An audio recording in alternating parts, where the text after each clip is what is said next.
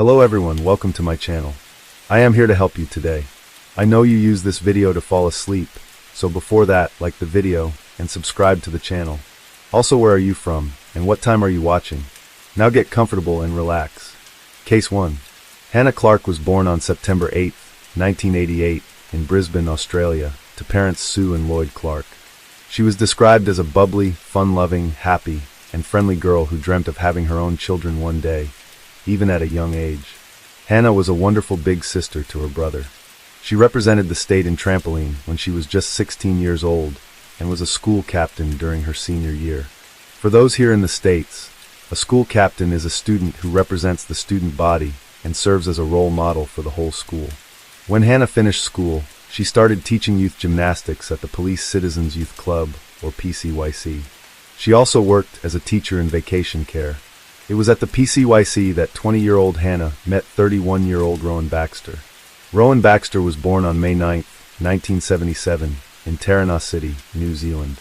His childhood was described as chaotic, and his father went to prison when he was young for essay of a minor.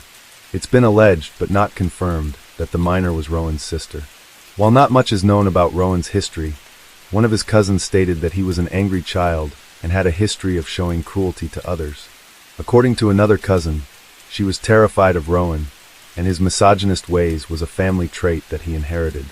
Rowan played rugby at Taranaki Boys College and went on to be contracted to the New Zealand Warriors National Rugby League team in 2005. He was paid $10,000 a year, but he never played a game while part of the team. Rugby was a family sport, and his brother Charles played professionally for the Bay of Plenty Steamers for 5 years.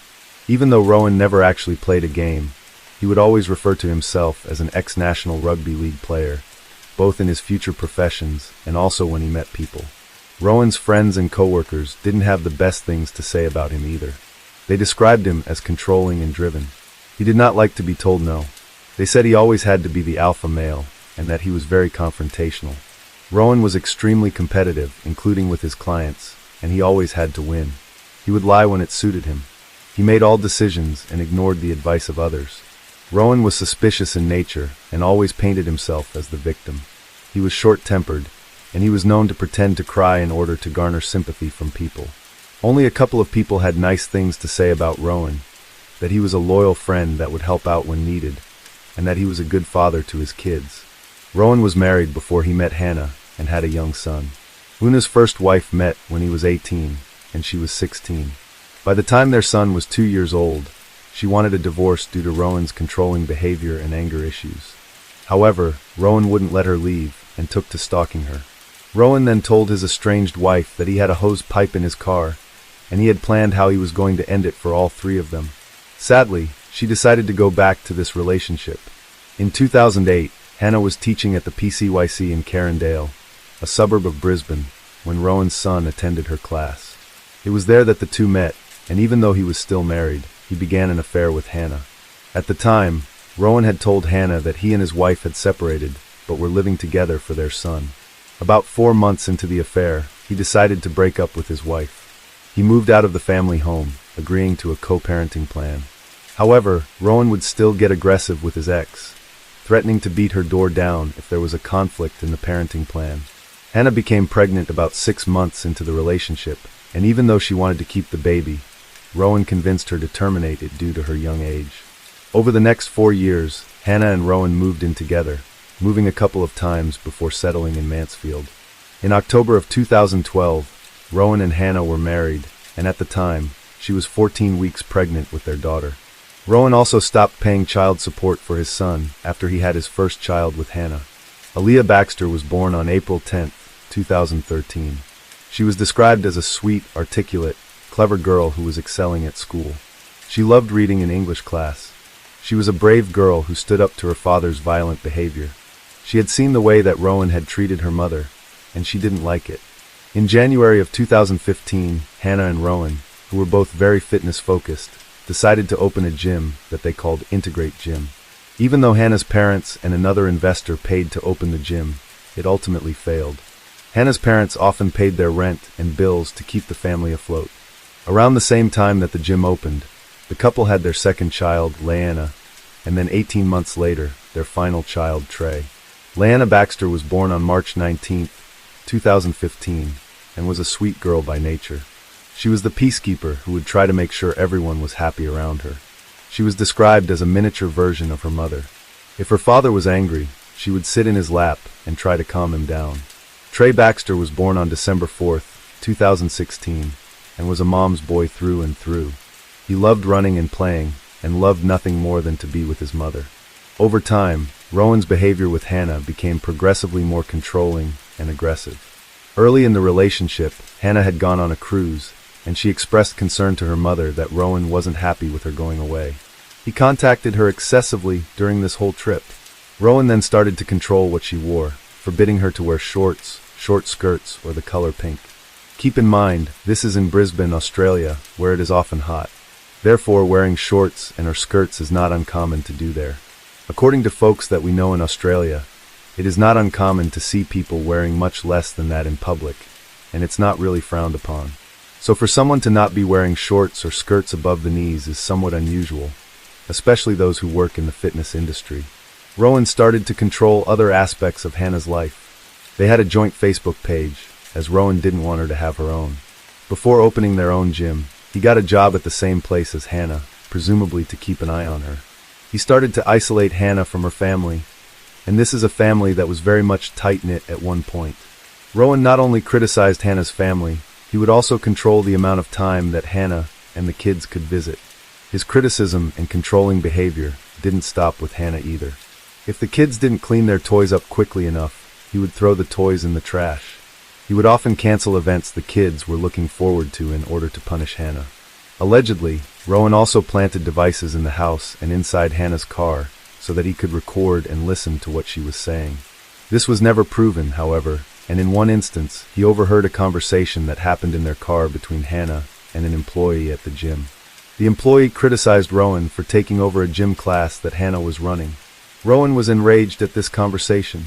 He claimed Aaliyah had been playing with the phone and accidentally called him, so he overheard the conversation. But while this is possible, it wasn't the only time this happened. After an argument, Rowan left the house with the kids, and Hannah, who was upset, called her mother. Rowan later knew every word that was said in that conversation and held it against Hannah. He told a coworker that it was an accident and that he left the phone on record after the coworker told him he shouldn't be recording Hannah without her knowledge. While it's unknown exactly how much physical violence happened in the house, a few friends and family reported seeing bruises on Hannah. At one point, she had a fingerprint bruise on her arm after an argument. Hannah wanted to take Aaliyah with her to a fitness competition, and Rowan disagreed. After going through Hannah's phone one evening, he threw it across the room and smashed it after he didn't like what he saw. Rowan would also demand that Hannah sleep with him on a daily basis. If Hannah didn't comply, he would start an argument. Now, on one occasion, he smashed her watch in anger and then left the house and took the same hose that he threatened his ex-wife with. A terrified Hannah called her mother. Worried he was going to shove the hose in his exhaust, Hannah's parents drove around Brisbane looking for him. He later came home and said he had driven to a church parking lot and attempted to do so. Eventually, Hannah had enough, and in November of 2019, she reached out to a family violence resource center and told them she wanted to leave her husband, but she didn't know how to do it safely. Now, as we mentioned previously, she believed Rowan was monitoring her. Together, they made an exit plan. In December of 2019, Hannah put the plan into action, fleeing her home with little possessions. She picked up Aaliyah from school and fled to her best friend's house. She left her phone in the car, which they hid in case Rowan was tracking them. The next day, they went to her parents' house. On December 4th, Rowan contacted Relationships Australia. According to their website, Relationships Australia is a leading provider of relationship support services for individuals, families, and communities. They aim to support all people in Australia to achieve positive and respectful relationships. The organization offered Rowan a session on December 10th, but he never confirmed or attended this appointment. On December 14th, Rowan went to his doctor and told him that Hannah and the kids had moved out. He confessed that he had control issues which were getting worse. He was in tears and indicated that he regretted his behavior. Rowan mentioned he had a bad upbringing but was close to his mother and that he had cut a lot of people out of his life. He went back on the 16th for a mental health visit and was prescribed temazepam, but no further follow-up was ever done, and this was the last contact he had with his doctor. According to a clinical pharmacist we consulted, temazepam is normally prescribed for insomnia. Now, Rowan presented with anxiety, and it's quite possible he was dealing with insomnia at the same time, so theoretically possible he was prescribed temazepam because of this. Now on December 6th, Hannah went to the police, and there she was advised to serve Rowan with a DVO. However, she was scared this would aggravate him and escalate the behavior. A DVO is an order which prohibits people from committing family violence against one another, much like a protection order here in the United States. Unfortunately, Hannah continued to contact Rowan so that he could see the kids. He would consistently tell her to think of the children and of the alleged harm she was causing them due to her leaving the relationship. He also started to tell Hannah's parents that their daughter was mentally ill and that he had done nothing wrong whatsoever. This started off a constant back and forth where Rowan would claim that he would return the children, but then change his mind, sent Hannah into a frenzy trying to get her children back, and much like with this previous marriage, he would show up unannounced, let himself into his in-laws' home, and stalk and harass Hannah. On December 26, 2019, Rowan had the children for the day, and Hannah went to pick them up. Now instead of handing the kids over, Rowan threw Leanna in the front seat of his car and drove off. A witness saw this and flagged down a passing police car who then talked to Hannah. Unfortunately, as there were no family court orders in place, all the police could do was ask Rowan to return his daughter, but they couldn't take her from him. The police did try to contact Rowan and went to his house, but nobody was home. Later that evening, Rowan called Hannah on FaceTime and told her that unless she ended an affair that he claimed she was having, and he would not return Leanna. Hannah wasn't even having an affair. This was just another tactic Rowan was using to control her. Hannah contacted her lawyers, who drafted a letter to Rowan demanding the return of Leanna. The police decided that they were going to file a DVO on Hannah's behalf regardless of her intention to do so. On December 28th, the police protection order was filed. On December 29th, the police made contact with Rowan at his house as he was putting Leanna in the car. They advised him of the court order and told him he couldn't go within 100 meters of Hannah or the children until they could be heard in the court for permanent orders. The police then took Leanna into custody and returned her to Hannah.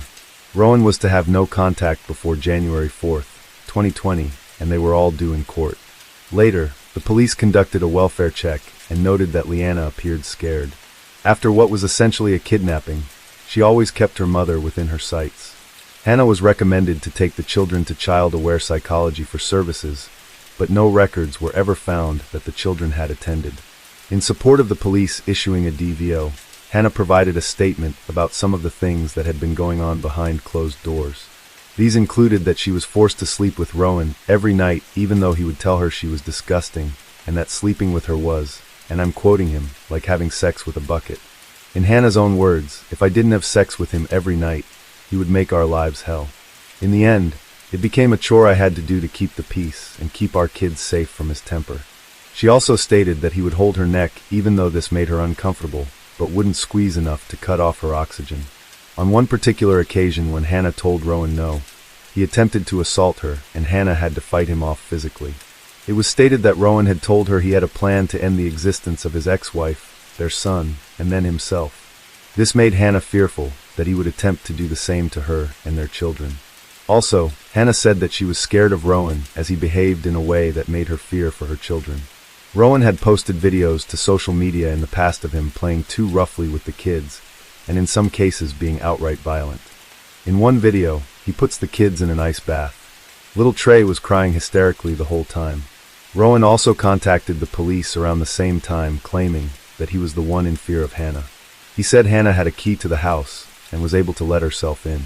He worried that she would come in and take Leanna, who he had in his care at the time.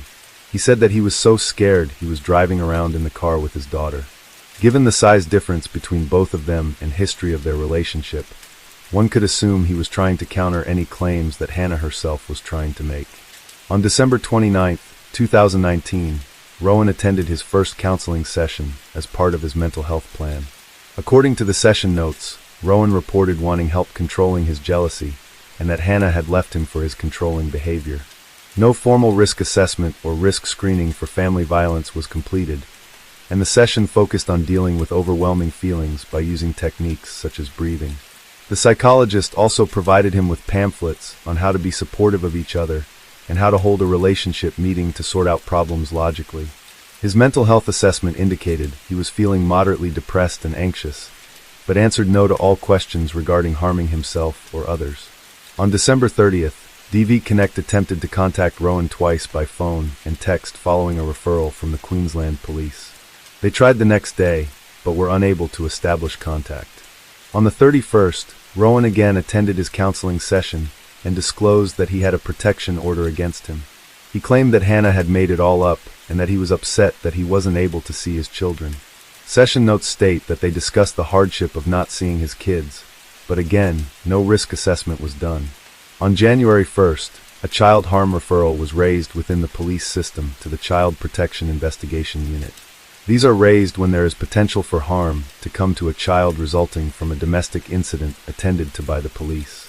If an officer who has visited an incident is concerned about the welfare of a child, they will raise a referral to be investigated by the Specialized Child Protection Unit. Once this unit completes an investigation, they can also raise the matter to the DOCS, which is Australia's version of CPS. This referral, however, was closed by Detective Sergeant Derek Harris as a custody dispute, and no further investigation was necessary. He did, however, send a copy of the report to DOCS. On January 6th, Rowan again attended counseling and reported that their gym had been closed and that Hannah was oversharing their business, making people avoid him. He said he wanted 50-50 custody. Again, no risk assessment was done and strategies, such as starting new activities, were discussed to help Rowan. The matter went to court on January 8th, and Rowan contested the DVO. In the end, the DVO ruled in favor of Hannah and stated that Rowan could not commit acts of family violence, expose the children to family violence, go within 100 meters of Hannah's residence, or contact Hannah unless it was regarding the children. On January 17th, Rowan sought out advice from the men's legal service. He told them he believed that Hannah was planning to run off with the children and that he would never see them again. At the same time, Rowan increased his stalking. He would be at the same coffee shop as her, the same shopping centers. He would follow Hannah around, and he kept appearing wherever she went. Hannah was worried that he had planted another tracking device on her. January 21st, Rowan attended another counseling session. He claimed that he was being accused of being mentally unstable in order to restrict his access to the children. His psychologist, Vivian Jarrett, wrote Rowan a letter that stated the following, and I quote, "Mr. Baxter has been stressed over his wife leaving him suddenly, but has been coping remarkably well considering. He has been very open and sincere in our sessions. I have no concerns regarding his mental health. Contact with his children would be ideal, and after reviewing his parenting strategies, all seems in order for him to regain contact." It appeared this letter was written solely on what Rowan was saying. No official risk assessment or screening was ever done by the psychologist in relation to family violence or risk to children in order to write this letter of support. A letter that would turn out to be so completely wrong. Rowan presented the biggest risk of all to Hannah and his children. Rowan, however, continued to fight the DVO. His lawyer sent a letter to the court claiming that Hannah had only filed the DVO in order to get Leanna back and retain custody of the children. On January 23rd, the court declared that Hannah was to retain custody of the children, and Rowan would get alternating weekends with them. Every other week, they would spend Thursday to Friday with Rowan. They would have shared holidays, weekly FaceTime calls, and changeover was to occur at Hannah's parents' home. Unfortunately, all of this was taking its toll on the kids, and they repeatedly stated that they did not want to see Rowan, especially Aaliyah. On one overnight visit, Aaliyah called Hannah crying. She said they were driving, and she didn't know where they were going. On January 31st, 2019, Rowan returned Trey later than the agreed custody time.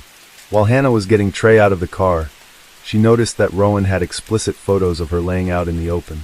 Hannah grabbed the photos and went to walk inside, but Rowan got out of the car and grabbed her wrist, turning it up behind her, and his mother called the police. However, Rowan denied the assault and went to file a DVO against Hannah instead. Hannah, however, had seen a doctor who advised her wrist had been sprained and put it in a splint. Hannah reported the breach of the DVO to the police. When the police tried to talk to Rowan, he refused to speak without legal counsel. Around the same time, Rowan lost his job as a personal trainer at a local gym. Hannah's lawyers also advised Rowan's lawyers that due to this incident, Hannah would not be following the parenting plan, and Rowan would not be seeing children any longer. Rowan was starting to unravel. He viewed everything as Hannah's fault in an attack on himself. He lacked insight into his behavior. His friends started to worry that he would make good on his threats to exit this world by his own means. The breach of the DVO finally caught up to him, but the police decided that rather than to take him into custody, they would issue him a notice to appear. He was also given notice for common assault for hurting Hannah's wrist. On February 7th, Rowan called Hannah's brother's ex-wife and stated he was so angry he wanted to kick her in the head. He wanted to go over, kick the door down, and smash her head in. On February 17th, Rowan went to a local hardware store and purchased zip ties, a jerrycan for fuel, and denatured alcohol. The following day, Rowan filled the jerrycan with 4.6 liters of fuel. He purchased 3 Kinder Surprise eggs and some lollipops. At 3:28 p.m. the same day, he phoned Youth and Family Services and inquired about a men's support program. At 4 p.m., he then phoned the men's line to inquire about the same program. At 6:25 p.m., he called a friend in tears saying he couldn't see the kids due to the DVO breach and that everything Hannah is doing is working. That night, Rowan FaceTimed his children, but he didn't say anything. He just cried on the call. Hannah was worried for her own safety, even telling her mother that she needed to make a will because when Rowan killed her, he would go to prison and someone needed to care for the children. At one point, she told a friend at the gym she was worried Rowan would hurt the kids in order to hurt her. Sadly, she was right in both instances. On February 19, 2020, Hannah's mother Sue went to the gym and arrived home at 6:20 a.m. Hannah then went out and got coffee for herself and her mother and sat on her mother's bed drinking it while Sue got ready for work. The girls were playing in their bedroom, and Trey was watching a dinosaur show on the television.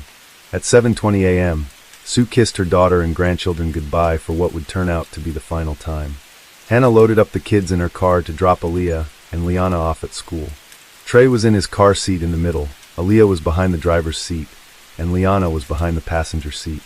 As Hannah started the car, Rowan jumped into the passenger side, holding a jerrycan full of fuel, and told her to start driving. Hannah screamed at him to get out of the car. She drove but pulled up beside a man named Michael Zemek, who was in his driveway washing his car. She screamed to him, called the police, "He's going to kill me, he's poured petrol on me." Michael looked over and saw Rowan in the front seat, physically holding Hannah to prevent her from getting out of the car.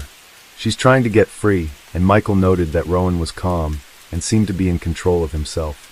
Hannah managed to break free from Rowan and got out of the car, but by that time, Rowan had already set her ablaze. She was engulfed in flames. Michael told her to roll on the ground. He used his hose to douse the flames. He then extinguished the flames on Rowan, and after hearing Hannah scream something about the children, he raced into his house to call emergency services. Michael returned to the scene to assist, and was later admitted to hospital for burns to his face, eye, and arm which he obtained helping Hannah out of the car. While Michael was in the house, another bystander named Samantha Covey saw flames and drove towards them. Seeing Hannah on the side of the road, she picked up the hose and continued to put the fire out. Samantha sat with Hannah until emergency services arrived.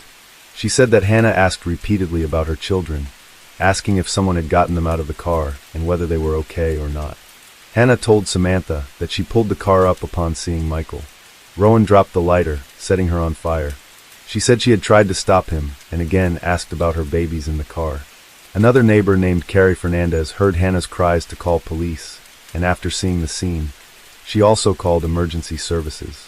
She was on the phone with dispatchers when the car exploded into flames. With the fire extinguisher in hand, Carrie raced to the car and attempted to put out the fire. The vehicle began to roll backwards, and as people called for her to watch out, Hannah stood up and screamed, "My kids." A man named Benjamin Young pulled up just as Hannah made her initial scream. He also saw the car explode. He stated, "At that point, it sounded like a bomb went off. It was so loud. I felt the shockwaves." The car was engulfed in flames. Almost instantly, the car exploded about 10 meters from where I was. Police would later learn that Rowan had put the jerrycan full of fuel right in front of Aaliyah, and it exploded right at her feet. While Rowan didn't have any fuel on him, each of the children did, as did Hannah. As the car rolled backwards, Benjamin noticed Rowan dive into the front passenger seat, grab something, and then jump back out again. Benjamin grabbed some wood from the back of his own car to try to stop the car from rolling backwards. As he ran towards the car, He heard other bystanders yelling, get them out, referring to the children. Benjamin saw little Trey in his car seat. Sadly, the intensity of the fire meant they couldn't get close enough to the vehicle to rescue any of the children. Reese Gorley, another stranger trying to save the family, noticed that when Rowan dove into the car, he had grabbed a knife. He yelled a warning to Carrie Fernandez, who was still trying to use the fire extinguisher on the car, to back away from the now-armed Rowan. Rowan then made one final cowardly act. Kneeling on the ground, he put the tip of the knife towards his body and fell forward onto it. He then curled up into a fetal position and died shortly thereafter. The damage was already done. In one short, heartbreaking morning, Rowan had killed Aaliyah, Liana, and Trey, and left Hannah burned all over her entire body, fighting for her life. Hannah had third-degree burns to 97% of her body. She kept asking about her children. Were they okay? Did someone get them out of the car? Knowing how dire her situation was, they redirected her and said she needed to focus on herself for now. Hannah called her dad before she succumbed to unconsciousness. As he picked up the phone, he couldn't hear anyone on the other end. He assumed it was a pocket dial or one of the kids playing with the phone. He would soon learn that it was in fact Hannah. She was unable to speak. He said her last act of resistance was to reach out for her dad, but she couldn't talk to me. Hannah died at 4:50 p.m. later that day. She was the last in the family to die. Post his death, a chilling note was found on Rowan's phone. It read, "I'm finishing your game. I don't want to play it anymore. You can't F*** with someone's life like this and expect them to take it. I have told the kids that you love them. They will miss you, I'm sure." At autopsy, it was found that Hannah died from multi-organ failure due to the fire. Aaliyah, who was only 6 years old at the time of her death, died from the effects of the fire, including smoke inhalation. She had severe burns to 100% of her body. While she had toxic levels of carbon monoxide in her blood, it is believed that that was not the cause of her death. This means Aaliyah knew what was happening and was burned alive. Liana, who was 4 years old at the time of her death, died from the effects of the fire, including direct thermal effects, the effects of smoke inhalation, and other combustion effects. Little Trey, only 2 years old, also died from the effects of the fire, including direct thermal effects, and the effects of smoke inhalation and other combustion effects. Rowan, who died from a stab wound to the heart, had no alcohol or other substances in his system at the time of his death. He also was not suffering from any disease or injury to his brain. The aftermath of this horrific crime impacted the whole of Australia in many ways. Coercive control, defined by the Queensland Police as any adult to use violent or controlling behaviours towards their current or former intimate partner, family member, or unpaid carer with the intention to control or coerce them, was not well discussed within the community. Many people didn't realize it was a form of family violence, and as of May 26, 2025, it will be illegal in Queensland to use coercive control over someone. Before this tragic story, while family violence was well known, the misconception that it had to be only physical violence existed. Other forms of family violence exist, and can be just as deadly as physical violence. After the tragic events of February 19, 2020, Hannah's parents started a foundation called Small Steps for Hannah, whose mission, in their own words, is in their quest to honor Hannah, Aaliyah, Lena, and Trey, and ensure that no family should endure this pain again. The Clark family have started a movement for change, Small Steps for Hannah, but a halt to the incidences and severity of domestic and family violence in Australia. HALT stands for Hannah, Aaliyah, Lena, and Trey. At an inquest into whether more could have been done to prevent these tragic events, the magistrate found Rowan Baxter was not mentally ill. He was a further actions taken by police officers, service providers, friends, or family members could have stopped Baxter from ultimately executing his murderous plans. Baxter made numerous appointments for counseling and with doctors. All of these actions were designed to assist him to contest the DVO and get what he wanted from the family court process. He did not have any real wish to obtain counseling or address his problems. He manipulated doctors and psychologists. When Baxter concluded that he had totally lost control over Hannah, he killed her and her 3 children. Hannah, Aaliyah, Lena, and Trey were laid to rest on March 9, 2020. They were buried together in one coffin. Hannah's uncle said the following words. He said, "For many of us, it felt like we had been shrouded in a shroud of darkness. It is only when we embrace this darkness that we can see the brightness of the stars shine through." That is what Hannah, Aaliyah, Lena, and Trey are. lights shining through their generation. Hannah's family remember her by the words of one of her last posts made to Facebook before her death. It read, "I am a strong woman. I don't sit around feeling sorry for myself, nor will I ever let anyone mistreat me again. I don't respond to people trying to dictate to me or bring me down. I am a survivor and not a victim. I am in control of my life, and there is nothing I can't achieve. My girls will grow up to be strong women who understand their worth." Hannah's brother had these words for the family he had lost.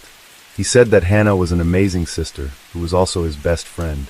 He said of his sister, was one of the greatest moms to walk the earth. Brown hair and brown eyes after you were born. Dad heard Brown Eyed Girl by Van Morrison on the radio on the way home, and forever this would be his song for you. He described his nieces and nephew as beautiful children who reflected their mom. He said, "Aaliyah, you were everything a big sister should be. Brave, strong, and quite bossy. Liana, you were the rat bag, the little middle. There was so much of Hannah in you. You were beautiful, sweet, and caring with an amazing imagination. You were the sweetest kid and a beautiful mermaid.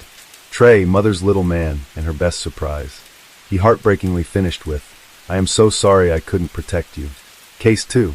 Columbia, the largest city and beating heart of South Carolina, USA, is steeped in a rich history. Established as the state capital in 1786, it evolved into a vital hub for commerce and transportation. Yet, during the American Civil War, Columbia endured devastating destruction before rising from the ashes as a modern metropolis. The prestigious University of South Carolina calls this city home, and it was here, in this very place, that the tragedy of a young student named Samantha unfolded. Samantha Josephson, a senior at the University of South Carolina, was on the cusp of graduation, her future brimming with promise. She had her sights set on pursuing a master's degree in law, dreaming of becoming a brilliant attorney. Born on August 13, 1997, in Princeton, New Jersey, Samantha grew up in an intellectual family where both parents were highly educated. She had an older sister, 2 years her senior, and the family lived in harmony, filled with joy. From a young age, Samantha was a lively, mischievous girl, often playing pranks that filled her home with laughter. Friends and family adored her for her cheerful demeanor, always radiating positivity. Academically, she excelled, becoming a source of pride for her teachers and loved ones. After graduating from Robbinsville High School, she was easily accepted into the University of South Carolina, where she majored in political science. Throughout her college years, Samantha was a vibrant student, excelling not only in her studies but also in extracurricular activities. She was a member of the Alpha Gamma Delta sorority, an organization that promotes leadership, academic excellence, and social responsibility among women. Beyond that, she participated in a student exchange program in Barcelona, seizing the chance to explore the world. During her travels, she witnessed injustices firsthand, fueling her determination to study law with the hope of defending justice. Samantha aspired to become a human rights lawyer like Amal Clooney, the renowned British attorney known for her work in human rights and international cases. In her sophomore year, Samantha met Greg, a student 1 year ahead of her, at a bar. They quickly grew close and started dating. When Greg graduated in 2018, he chose not to continue his studies and instead returned to his hometown of Mount Pleasant, 2 hours' drive from Columbia, to start working. Despite the distance, they maintained a tight-knit relationship through regular video calls and weekend meetups. In 2019, with just 2 months until her graduation, Samantha received exciting news. She had been accepted into Rutgers University's prestigious master's program in law with a partial scholarship. Less than 10 minutes later, she received another acceptance, this time from Drexel University, offering a full scholarship.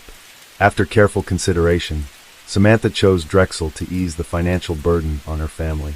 Her boyfriend, Greg, supported her decision and planned to find a job in Philadelphia so they could be closer. Everything seemed perfect. Samantha had love, a bright career, and a world of possibilities ahead. But no one could have predicted that, in one fateful night, it would all come crashing down. On March 28, 2019, Samantha and her friends headed to 5 Points, a lively area less than a mile from campus, to unwind. Known for its bustling bars and nightclubs, 5 Points was a popular spot for students. Samantha and her group gathered at the Bird Dog Bar. By around 2 a.m., exhausted from the night, Samantha decided to head home early. But little did anyone know, The moment she stepped out of that bar would be the last time she was seen alive. Samantha's phone went silent. No calls, no texts, no response. Her friends, boyfriend, and family began to panic. They scoured the area in search of her, but to no avail. By 1:30 p.m., they decided to report her missing to the police. Although Samantha had been missing for less than 24 hours, the police sprang into action immediately. They rushed to her apartment to interview her roommate, gathering details about her appearance, the clothes she was wearing when she disappeared, and swiftly released her photo to the media in hopes of receiving tips from the public. But no one could have imagined the horror Samantha had endured. The area where Samantha vanished was bustling with plenty of foot traffic. Surely someone must have noticed her movements. Indeed, at 4 p.m., the police received a critical lead. In the New Zion area of Clarendon County, southeast of Columbia, about 60 miles from the bar where Samantha was last seen, 2 hunters discovered the lifeless body of a young woman lying by the roadside, hidden among the brush. Police rushed to the scene and confirmed it was Samantha, the very person they had been desperately searching for. According to the preliminary forensic examination, her body bore countless small but shallow wounds inflicted by a sharp object. The injuries were concentrated primarily on her head, neck, arms, and back, with an estimated 120 stab wounds. The sheer number of wounds was so staggering that the coroner couldn't count them all, a testament to the killer's ferocity and utter lack of humanity. Even more horrifying, the coroner discovered that the murder weapon wasn't a typical knife, but something with a unique design, resembling 2 parallel blades. The wounds on Samantha's body were symmetrically distributed, leaving even the experts baffled about the exact nature of the weapon.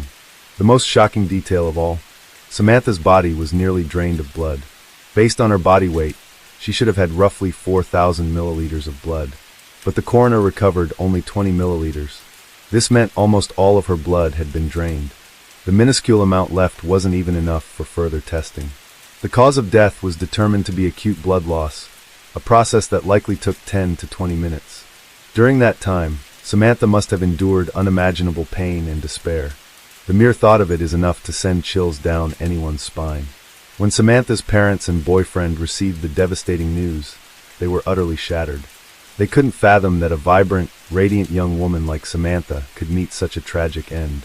The University of South Carolina, where Samantha studied, was plunged into mourning. In the wake of the tragedy, fear gripped the entire student body. After all, what Samantha did on that fateful night was nothing out of the ordinary for a college student, hanging out with friends, ordering a ride through an app. These everyday actions meant that anyone could become a victim just like her. Panic spread through the student community. No one dared to visit bars or use ride-hailing apps so casually anymore. For the police, the pressure was immense. If they didn't catch the killer quickly, every student in the area would continue living in danger. Determined to crack the case, they mobilized a large task force to investigate. The police decided to start with the most critical lead, pinpointing the last time and place Samantha was seen alive. On the night of March 28th, Samantha's friends who had been drinking with her recounted the events. That evening, we were chatting and drinking at the bar. Samantha wasn't in the best mood, but she seemed fairly normal. Around 2 a.m. on the 29th, she said she wanted to head home to sleep and left before us. Samantha's boyfriend, Greg, also provided his statement. That day, my girlfriend and I were texting. Her parents were unwell, so she wasn't in high spirits. We messaged until 2:04 a.m., when she told me she had booked an Uber and the car was on its way. That was the last message I received from her. After that, she stopped responding. Greg explained that since they shared their locations with each other, he checked his phone and noticed something unusual about Samantha's route. The car should have been heading north to take her home, but instead, it was moving southeast. Sensing something was wrong, Greg called and texted her repeatedly but couldn't reach her. Even more bizarre, her location sharing suddenly turned off, an occurrence that had never happened before. At first, Greg didn't immediately alert the police, thinking Samantha might be tied up with something personal. But when morning came and he still couldn't contact her, he raced to Columbia to search for her. In fact, before reporting to the police, Greg had gone to Samantha's roommate to search together. He even managed to obtain surveillance footage, showing Samantha hailing a ride that night. After noticing something suspicious, he decided to alert the authorities. Based on this lead, the police quickly pinpointed a critical detail. Samantha had disappeared after booking an Uber. This meant the Uber driver could very well be a suspect. The police promptly contacted Uber and identified the driver who had accepted Samantha's ride, a man named Marcus. When questioned, Marcus admitted he had indeed accepted Samantha's booking, but claimed he never met her that night. He waited for a while, and when no one showed up, he canceled the ride. This raised the police's suspicions. Could Samantha have gotten into the wrong car? Following this lead, they reviewed footage from roadside surveillance cameras. At just past 2 a.m. on March 29th, Samantha was standing alone on a street corner, waiting for her ride. She was wearing an orange-red top, black jeans, and holding her phone. Though it was late, the area was still bustling with young people hanging out. No one appeared to be following or approaching her. Samantha stood calmly at the pickup spot, with nothing seeming out of the ordinary. A silver-gray car pulled up near Samantha, and she quickly approached it, assuming it was her ride, but the car sped off. It clearly wasn't the one she had booked. Samantha returned to her spot to continue waiting. About 30 seconds later, at 2:12 a.m., a black Chevrolet pulled up. This time, Samantha walked over and got into the car without hesitation. Moments later, the vehicle vanished into the night. As the police dug deeper into surrounding security footage, they uncovered a chilling detail. The black Chevrolet had been circling the area multiple times.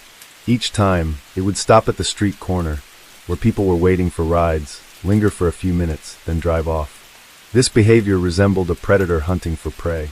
Those leaving the bars were the targets of this car. Earlier, the moment Samantha approached the wrong car had been clearly observed by the driver of the Chevrolet trailing behind. This suggested the crime was premeditated, meticulously planned in advance. The police immediately expanded their investigation to track down the Chevrolet. Unfortunately, the cameras didn't capture a clear view of the license plate or the driver's appearance. At this point, the police had only a sliver of information. The suspect drove a black Chevrolet and frequently appeared in the 5 Points area. With such limited leads, they had no choice but to intensify patrols and keep an eye on every black Chevrolet in the vicinity. Typically, when hunted so relentlessly, a suspect would go into hiding, but not this time. Less than a day later, the police apprehended the suspect. Rather than crediting the police's efficiency, it might be more accurate to say the suspect was overly confident and arrogant, completely disregarding the law. While patrolling 5 Points, officers spotted a black Chevrolet matching the one from the surveillance footage. Without hesitation, they pulled the car over for inspection. A man wearing a white hoodie, seated inside, was asked to step out. But the moment he exited the vehicle, he suddenly turned and fled. At the time, there was still a female passenger in the car. When questioned, she appeared utterly bewildered, unsure of what was happening.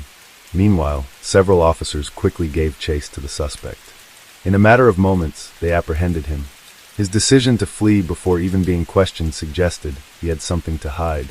However, even after being caught, the suspect remained silent in the face of the police's questions. He only claimed to be struggling to breathe and demanded medical attention. When a doctor arrived to examine him, they concluded he was perfectly healthy. To identify the suspect, the police took his photograph and fingerprints. The results revealed he was Nathaniel Rowland, 24 years old. Meanwhile, another team of officers conducted a preliminary search of the car. They discovered a quantity of illegal substances, a rose gold iPhone, visible bloodstains on the back seat, and cleaning agents like bleach. It was highly likely that this car was the crime scene.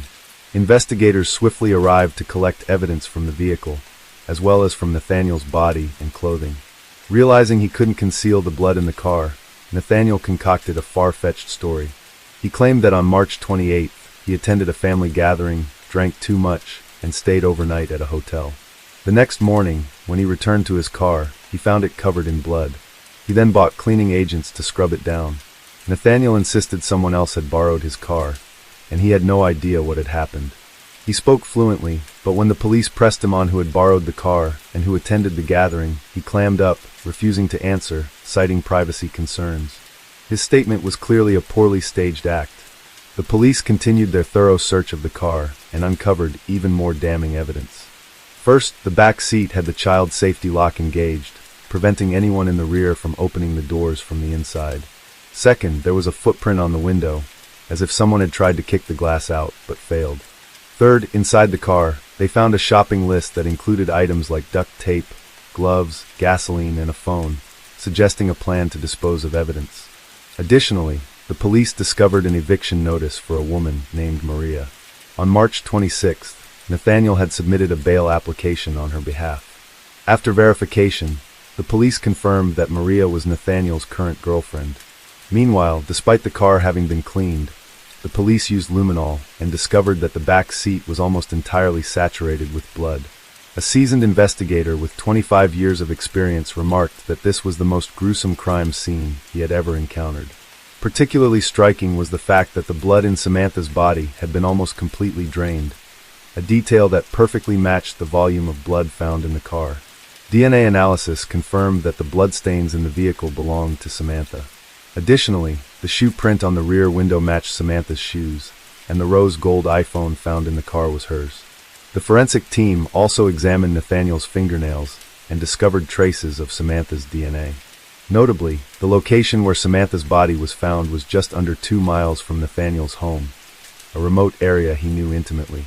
This likely explains why Nathaniel chose to dispose of the victim there. Based on this circumstantial evidence, the prosecution charged Nathaniel with first-degree murder and kidnapping. Samantha's family argued that Nathaniel's actions were so brutal and posed such an unpredictable threat to society that they urged the court to deny him bail. The judge agreed, rejecting his request for release. Nathaniel Rowland was born in 1994 in South Carolina. Little is known about his childhood, except that he was a rebellious child. During high school, he served as the captain of his school's basketball team and was well liked by his coach. As an adult, Nathaniel frequently drove around the 5 Points area, often seeking to meet unfamiliar women. Without a stable job, he lived a reckless lifestyle and was regularly involved in illegal activities. In October 2018, 2 men in Colombia abducted a woman and robbed her home. Hours after the incident, police found Nathaniel in possession of the stolen items, indicating his direct or indirect involvement in the kidnapping. That case was still under investigation when, shockingly, Samantha's murder occurred. This pattern revealed Nathaniel to be a dangerous repeat offender. Yet, despite the mounting accusations from the police, Nathaniel steadfastly denied the charges, insisting he was innocent and had been wrongfully arrested. With no confession, the prosecution had no choice but to meticulously piece together all the circumstantial evidence to construct a complete picture of the crime. On July 20th, 2021, Nathaniel's trial officially began. The prosecution called a total of 31 witnesses, with the most pivotal testimony coming from Nathaniel's girlfriend, Maria. In fact, when the police approached her, Maria expressed a willingness to cooperate fully, determined to share everything she knew without holding back. Maria revealed that she and Nathaniel had known each other for a long time, but had only recently started dating. Nathaniel owned a black Chevrolet and often lingered around the 5 Points area. On the evening of March 28th, Nathaniel didn't come home. Maria texted him to ask where he was, but he didn't respond. It wasn't until around 7 a.m. on the 29th that she spotted his car parked nearby. In a rush to get to work, Maria didn't have time to confront him. She simply got into the car and asked him to drive her to her job. On the way, Maria noticed the back seat was covered in bloodstains. When she asked Nathaniel what had happened, he snapped at her, telling her to mind her own business. She also spotted a rose gold iPhone in the car, clearly belonging to a woman. When she questioned him about the phone's origins, Nathaniel claimed he had found it and planned to wipe its data before giving it to her. However, Maria, not being a fan of iPhones, declined the offer. Later that afternoon, when she returned from work, Maria noticed that the clothes Nathaniel had changed out of were also stained with blood. He had brought a large quantity of cleaning agents and bleach, meticulously scrubbing the car. Alarmed by her boyfriend's strange behavior, Maria pressed him for answers, but Nathaniel grew furious and pushed her away. Still, she managed to catch a glimpse of a double-bladed knife covered in blood inside the car. Later, when she saw news reports about Samantha's case, Maria was horrified but too afraid to contact the police. She lived in fear until the authorities reached out to her, at which point she felt a sense of relief and was ready to reveal everything. Based on Maria's testimony, the police searched the area around her home and discovered a double-bladed knife in a nearby trash bin. Forensic analysis confirmed that the knife's unique structure perfectly matched the wounds on the victim's body. Traces of blood on the blade were also identified as Samantha's, solidifying its role as the murder weapon. In the same trash bin, the police found blood-soaked clothing belonging to Nathaniel along with bed sheets, towels, and gloves, all drenched in Samantha's blood. These findings became critical evidence in the case against Nathaniel. Additionally, the police gathered further supporting evidence. Phone location data revealed that in the early hours of March 29th, both Nathaniel's and Samantha's phone signals left Columbia together, traveling along Highway 378 before stopping in New Zion, the location where Samantha's body was found. At 5:43 a.m. on March 29th, someone attempted to withdraw money from Samantha's Wells Fargo bank account 9 times. Surveillance footage from the ATM captured a man, his face concealed, trying to complete the transaction. He repeatedly entered incorrect PINs before giving up and leaving the scene. A witness also observed this incident. Based on the timing, it was determined that Samantha had already been killed by this point. Although the man's face wasn't clearly visible, his build and height strongly indicated that it was Nathaniel. Around 11 a.m. on March 29th, Nathaniel visited a second-hand store and attempted to sell Samantha's iPhone. When the employee unlocked the phone, they noticed the lock screen displayed a photo of a woman. When asked about the phone's origins, Nathaniel gave a vague, hesitant response, unable to provide a reasonable explanation. As a result, the employee refused to buy the phone, leaving it in Nathaniel's possession. With the evidence collected, it was almost certain that Nathaniel was the perpetrator. However, the trial did not proceed as smoothly as anticipated. Nathaniel's defense attorney argued that no DNA from Nathaniel was found under Samantha's fingernails, suggesting he couldn't be the killer. Theoretically, if Samantha had been attacked, she would have fought back fiercely, leaving traces of her assailant's DNA under her nails. The absence of such evidence, the defense claimed, proved Nathaniel's innocence. In response, the prosecution countered that if the attack was sudden and overwhelmingly violent, Samantha may not have had the chance to resist. Alternatively, she might have fought back, but only made contact with the assailant's clothing, leaving no DNA behind. Furthermore, an examination revealed that Samantha's nails had been trimmed within 1 to 2 days after her murder, a possible attempt by Nathaniel to erase evidence and cover his tracks. When this argument failed to gain traction, the defense called additional witnesses to support their client. Nathaniel's cousin testified that on the night of March 28, 2019, Nathaniel had been drinking heavily and slept through the night, leaving no opportunity to go out. Nathaniel's father also claimed that on the morning of March 29th, Nathaniel discovered his car keys were missing, only to later find them in a parking lot. When he opened the car door, he found it filled with bloodstains.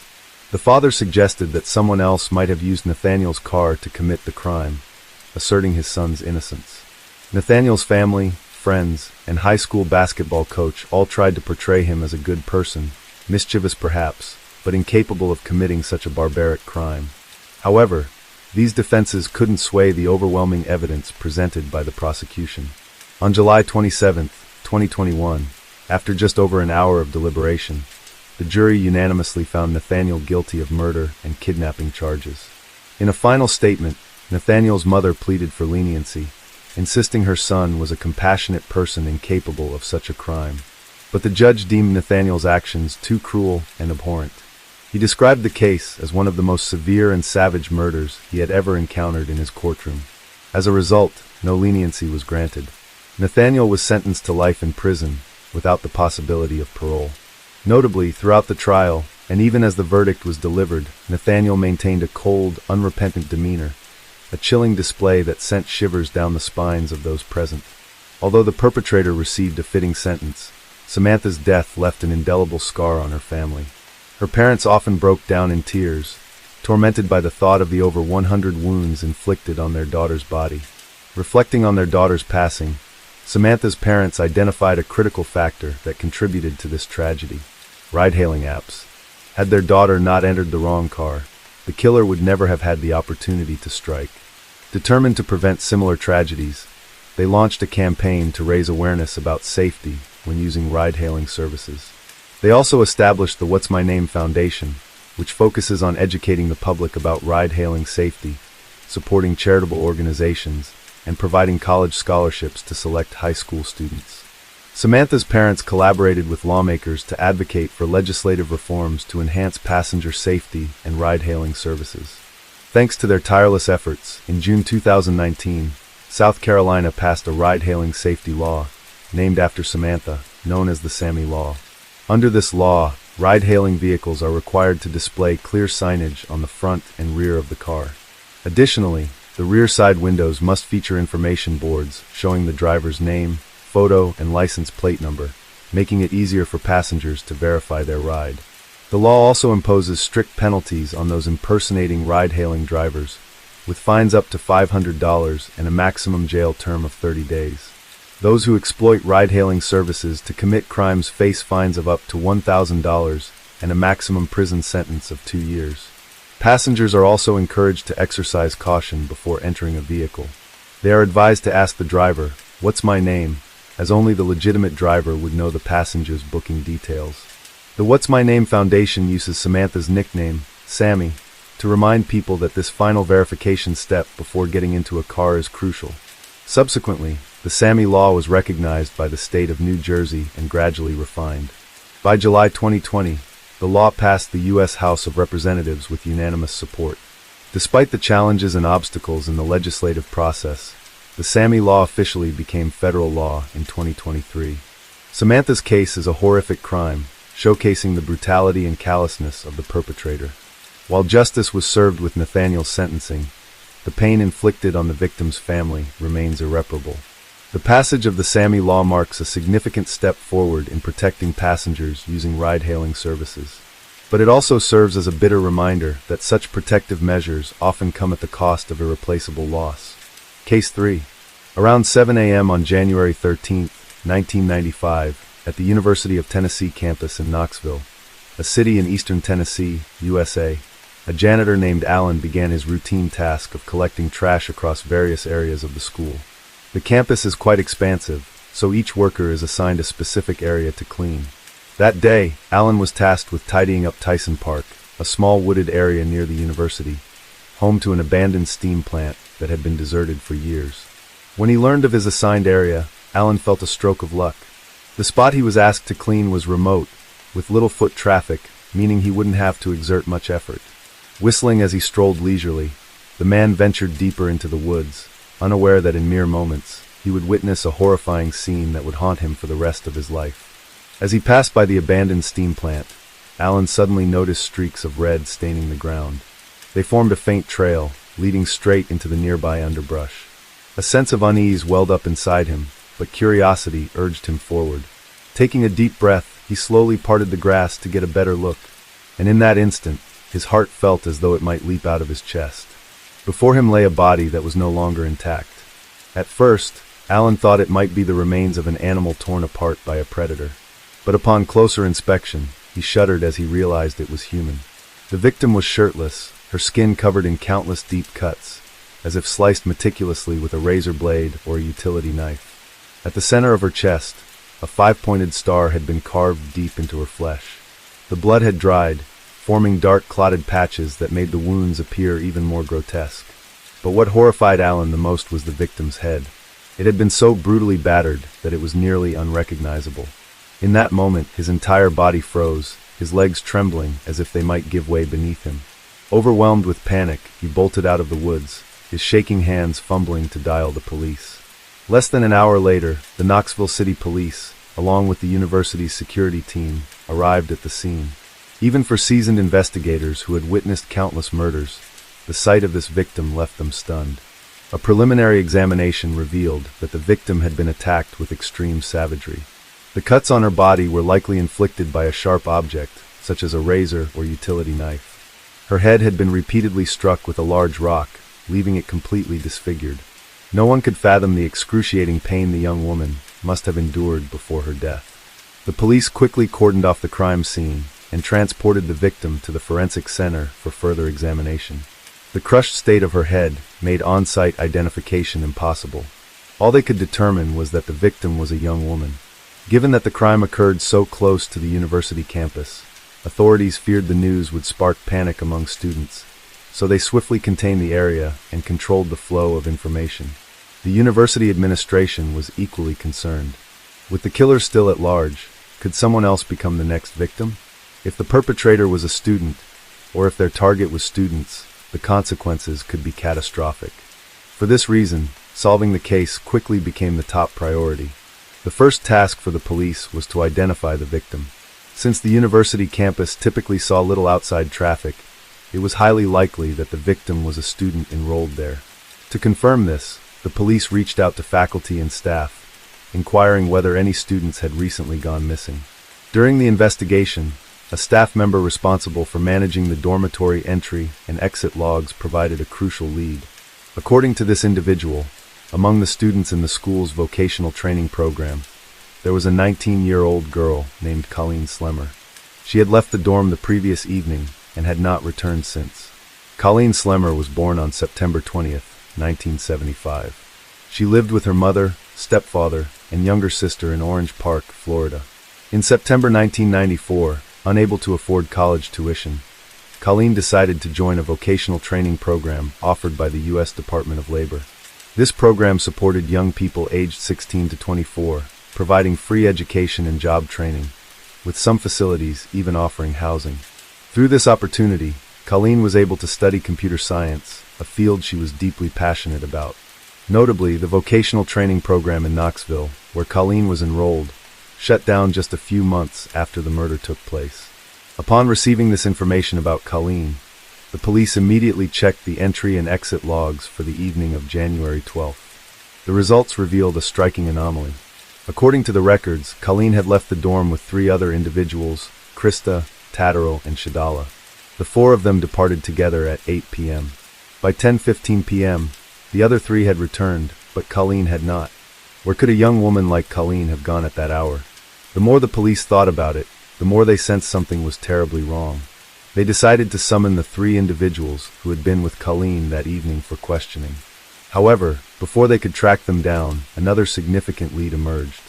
A university security guard brought the police a leather jacket, explaining that it belonged to Krista, one of the 3 people who had been with Colleen the previous night.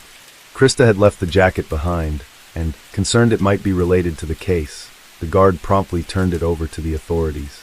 When the police searched the jacket's pockets, what they found inside left them stunned. Wrapped in a tissue was a bone fragment, still stained with blood that hadn't fully dried. The forensic experts present immediately recognized something alarming. Based on their experience, they determined that the fragment closely resembled a piece of human skull tissue. However, they couldn't draw a definitive conclusion on the spot and needed to send the sample to the forensic center for a more precise analysis. Meanwhile, another female student from the vocational training program approached the police with a critical piece of information. That morning during class, Krista had suddenly pointed to the brown stains on her shoes and, with a smug grin, declared, "This isn't mud, it's blood." She then began to boast, describing in vivid detail how she had slit her rival's throat and used a rock to crush her skull. Hearing this, the police felt a chill run down their spines. They immediately recalled the young woman's body, savagely mutilated in the woods, and a horrifying question surfaced in their minds. Could it be that, after committing such a heinous act, this young woman felt no fear and instead took pride in flaunting her crime? With suspicion mounting, the investigative team began questioning the 3 individuals who had been with Colleen on the night of the murder. Krista and Shadala started to recount the details of what had happened, and piece by piece, the puzzle began to take shape. It all started when Krista decided to teach Colleen a lesson. Convinced that Colleen was trying to seduce her boyfriend, Tatterall, Krista had joined the vocational training program in 1994, where she met Tatterall, a 17-year-old teenager. The 2 quickly grew close, bonded by a shared and disturbing belief in Satanism. This religion was steeped in warped, sinister doctrines that rejected God, exalted cruelty over compassion, and involved rituals to summon demons, sometimes even performing human sacrifices. To most people, these practices were horrifying and deeply wrong, but for Krista and Tatterall, they were a thrilling obsession. Their shared darkness drew them together, and they soon became a couple. But their happiness didn't last long. When the holidays arrived, Krista had to return home, leaving Tatterall alone at the dorm. Unable to bear the loneliness, he began seeking a replacement, and his attention quickly turned to Colleen. Tatterall started approaching her, using every trick in the book to charm her. He believed that with his girlfriend away, no one would ever find out, but he was gravely mistaken. Women's intuition is often razor sharp. The moment Krista returned, she immediately sensed something off in the dynamic between Tatterall and Colleen. The chemistry between them was too obvious to conceal, no matter how hard they tried. Krista furiously confronted Tatterall, demanding to know if he had betrayed her. Naturally, he denied it vehemently. Colleen's friends also stepped in to defend her, insisting there was nothing between the two of them. But, despite all the denials, Krista trusted her instincts. She wasn't one to let things slide. From that moment on, Krista relentlessly tormented Colleen, using threatening words that left her living in constant fear. Colleen called her mother multiple times, desperately pleading to leave the vocational training program, but her mother refused. She insisted that Colleen finish her studies before even considering leaving. After a while, mere threats were no longer enough to satisfy Krista's rage. She wanted Colleen to pay a real price. So Krista turned to Shadola, a close friend in the vocational training group, and together they devised a plan for revenge. While plotting, Krista decided to involve her boyfriend, Tatterall, in the scheme. Since both were devout believers in Satanism, Krista exploited this to manipulate him. Playing the role of a mystic, she declared, "The universe has been out of balance. Without a sacrificial offering, the celestial order will collapse. We won't survive unless we offer up a soul." And the chosen sacrifice was none other than Colleen. To any rational person, such a statement would sound like absurd nonsense, but Tatterall believed it wholeheartedly. And so, the trio set their sinister claws on Colleen, sealing her tragic fate from that very moment. On the afternoon of Thursday, January 12th, 1995, Krista reached out to Colleen. She put on a sincere facade, claiming she had been too impulsive in the past. To show her remorse, she invited Colleen to go shopping near the school, hoping to resolve their conflict and become friends. Colleen let out a sigh of relief. After all, Krista's constant harassment had left her incredibly stressed. Now, seeing the other girl take the initiative to make peace, Colleen happily agreed. Before heading out, Krista called her boyfriend Tatterall and Shadola to join them. She said the more the merrier. And so, around 8 p.m., the four of them left the dormitory together. On the way, Krista mentioned Tyson Park nearby. She explained that she, Tatterall, and Shadola often went there to smoke marijuana. Then she suggested, "Today we're putting our misunderstandings behind us. Why don't we head over there, share a joint, and celebrate?" The invitation immediately swayed Colleen. After all, Tyson Park was close to the school, just a short walk away. Plus, they were a group of four. Surely there was no danger. Without a hint of suspicion, she cheerfully accepted. But could Krista really forgive so easily? The answer was a resounding no. As soon as they left the dormitory, she had already hidden a utility knife and a butcher knife on her person. Throughout the walk, Krista was merely suppressing her emotions. Like a predator lurking in the bushes, she waited for her prey to fall into the trap. It wasn't until the group ventured deep into the woods, far from any crowded areas, that she revealed her true nature. Moments before, she had been laughing and chatting cheerfully. But in an instant, Krista spun around, facing Colleen with an icy glare. "Why did you try to seduce my boyfriend?" she demanded, leaving Colleen stunned and utterly confused. Colleen quickly reacted, shaking her head in her and Totoro. But her explanation didn't calm Krista. It only fueled her fury further. Rage erupting, Krista grabbed Colleen by the hair, yanked her down to her knee, and began attacking her in a frenzy. Colleen collapsed to the ground. Sharp pain coursed through her body, and she couldn't hold back her cries. It was then that she realized something was terribly wrong. Her voice trembling, Colleen sobbed, "Why are you doing this to me? I'll report this to the school." But Krista only sneered, unfazed. Instead of stopping, she delivered a brutal kick to Colleen's body, spewing a torrent of vile insults. Despite the relentless assault, Colleen struggled to her feet, summoning all her strength to flee. But she forgot there were two others present.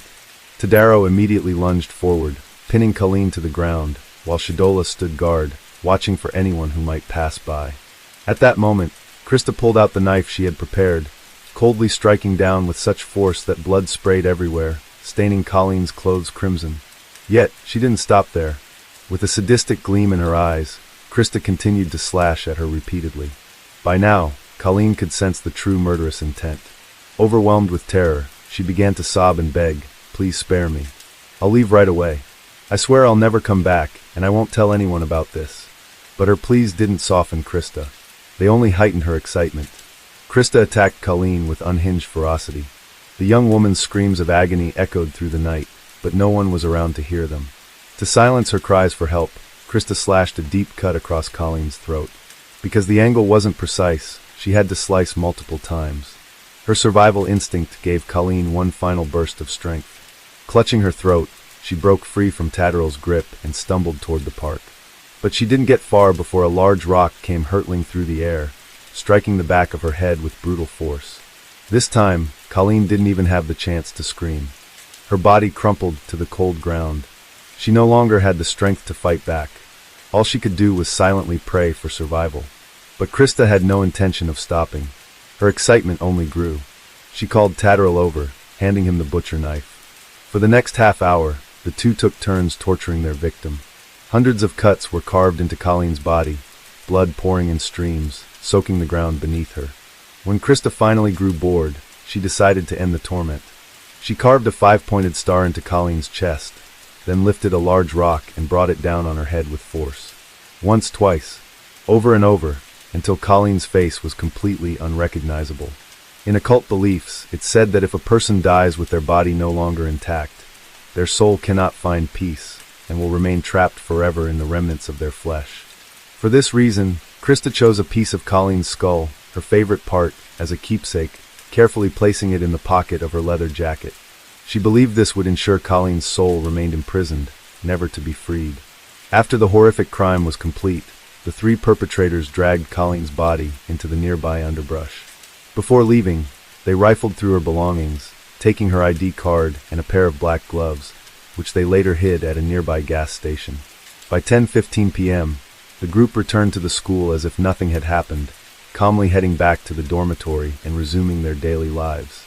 None of them showed any signs of fear or remorse until the police came knocking the next day. In the interrogation room, Krista calmly caressed the 5-pointed star pendant around her neck, a symbol of the faith she revered. With a chilling composure, devoid of any guilt, she recounted the entire crime in meticulous detail, step by step. As the police documented her confession, the transcript spanned 46 pages. The officers present couldn't help but shudder. How could a young woman like her be so ruthless? What had turned her into a demon in human form? Regardless, her confession significantly streamlined the investigation process. The police sent the skull fragment found in Krista's jacket for forensic analysis, and the results confirmed it belonged to Colleen. Additionally, in Krista's dorm room, they discovered a satanic Bible and a pair of jeans covered in stains. DNA testing verified that the stains were Colleen's blood. With all the physical evidence and witness testimonies in place, the Knoxville police officially arrested Krista on charges of murder. A few hours later, Tatterall and Shadola were also taken into custody. On March 22, 1996, the trial for Colleen's murder officially began. Before the proceedings started, the jury emphasized in their opening statement that Krista's actions were not only cruel, but also cowardly and barbaric to the extreme. The prosecutor then presented key evidence, charging Krista and her accomplices. With the chain of evidence indisputable, after just a few hours of deliberation, Krista was found guilty and sentenced to death for first-degree murder. At the time, Tennessee still used the electric chair for executions. This made Krista the youngest woman on death row since the U.S. reinstated the death penalty in 1976. She was only 18 when she committed the crime. The moment she heard the death sentence, Krista seemed to crumble, breaking down in tears with an expression of regret and fear. But no matter how many tears she shed, no one felt any sympathy for her. A cold-blooded killer like her didn't deserve compassion. Meanwhile, the trial for her accomplices was held 3 months later. After the trial, Krista was transferred to Tennessee's highest security women's prison to await execution. During her incarceration, she couldn't restrain herself and wrote a letter to her boyfriend, Tatterall. However, the letter was intercepted by a guard and handed over to the prosecutor. Its contents revealed that Krista felt no remorse. She even believed the police should be grateful to her for not letting Colleen suffer any longer. On June 6, 1996, Krista was sentenced to an additional 25 years in prison for conspiracy to commit murder. While this sentence held little significance for someone already on death row, it further underscored the horrific nature of her crimes. As for Tatterall, because he was only 17 at the time of the murder, he received a life sentence, but with the possibility of parole in 2028. Shadola, who was an accomplice complicit in covering up the crime, but cooperated fully with the police after her arrest, was sentenced to 460 days in prison and 6 years of probation. One might think the case ended there, but the story was far from over. In 1997, a man named Eric Holler sought to sell exclusive items related to Krista on his website. He reached out to her via letter. Coincidentally, Krista loved to boast about her achievements, and the two quickly hit it off. Soon after, items linked to Krista began appearing on the market. Handwritten letters, strands of her hair, signed photos, and even her underwear were put up for sale. A signed photo of Krista, accompanied by a letter and a lock of her hair, could fetch $135. Other items were quickly listed as sold, nearly selling out. Krista and Eric even planned to get married. Eric's thinking was simple. He believed Krista would eventually be executed, and when that happened, everything she owned would become his property. But he miscalculated. Krista remains alive to this day, while Eric himself is the one running out of time. Recently, his website announced that he had been diagnosed with cancer, and the site would cease operations indefinitely. In 1999, a video featuring Krista was released. In it, she said, "I'm 22 years old now, and I still have so much I want to do. But every day I'm locked in a solitary room for 23 hours. I should be out there, going to school, working, and hanging out with friends. I really love my stuffed dog, Eddie. It's the only stuffed toy I'm allowed to keep because they're afraid I might hide dangerous objects in other ones." If you think Krista had reformed, think again. On August 24, 2001, two inmates at the prison, Natasha Cornett and Patricia Jones, got into a conflict. Krista suddenly intervened, wrapping a shoelace around Patricia's neck in an attempt to strangle her. Fortunately, guards arrived just in time to stop her. When questioned by the police, Krista shrugged nonchalantly and said, "I was just helping Natasha. But if Patricia had died, I wouldn't have lost any sleep over it. I don't really care." 6 days after the attack on Patricia, Krista had a phone call with her mother. During the conversation, she said, "I bet if I had one more chance, I'd definitely succeed. Or if I'd had just 30 more seconds back then, that girl would have been gone from this world." Clearly, Krista regretted not being able to finish Patricia off. From then on, other inmates steered clear of Krista. She was placed in solitary confinement in a cell measuring just 113 square feet, allowed only 1 hour outside each day. For her, freedom had become a distant dream.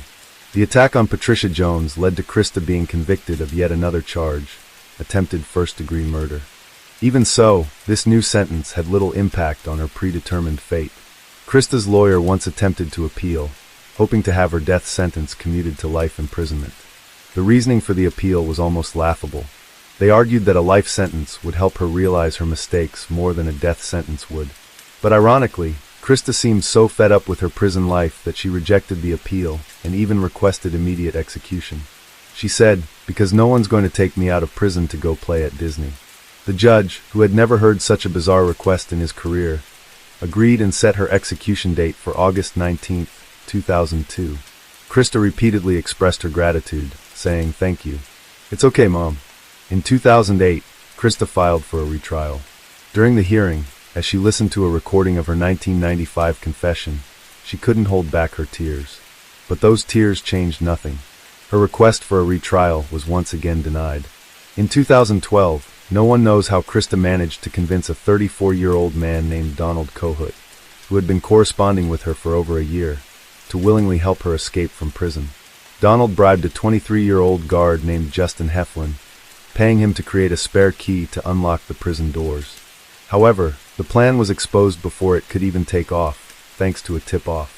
On May 31, 2012, Donald was charged with bribery and conspiracy to escape, receiving a 7-year prison sentence.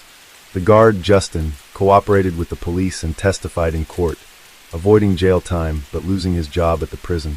As for Krista, since there was no direct evidence proving her involvement in the escape plan, she emerged unscathed. Afterward, unwilling to face execution, Krista filed a complaint with the state's Human Rights Commission, claiming she had long suffered from severe mental illness that wasn't properly considered during her trial, resulting in an unfair verdict. Upon receiving her complaint, the Human Rights Commission immediately sent experts to conduct a psychiatric evaluation of Krista. The results were surprising. She was indeed suffering from a mental disorder. Investigative reports revealed that her condition was closely tied to a deeply traumatic past. Krista Gale Pike was born on March 10, 1976, in Beckley, West Virginia, USA. Her father was utterly irresponsible, frequently abusing his during her early years, before abandoning both mother and child just 3 years after Krista's birth. But compared to her father, Krista's mother, Carissa, was even worse. Carissa was a nurse but a severe alcoholic. Even while pregnant, she was constantly intoxicated, causing significant underdevelopment in Krista's frontal lobe. The frontal lobe governs behavioral control and decision-making, and damage to this area increases the risk of bipolar disorder. As a result, Krista suffered from epilepsy from birth.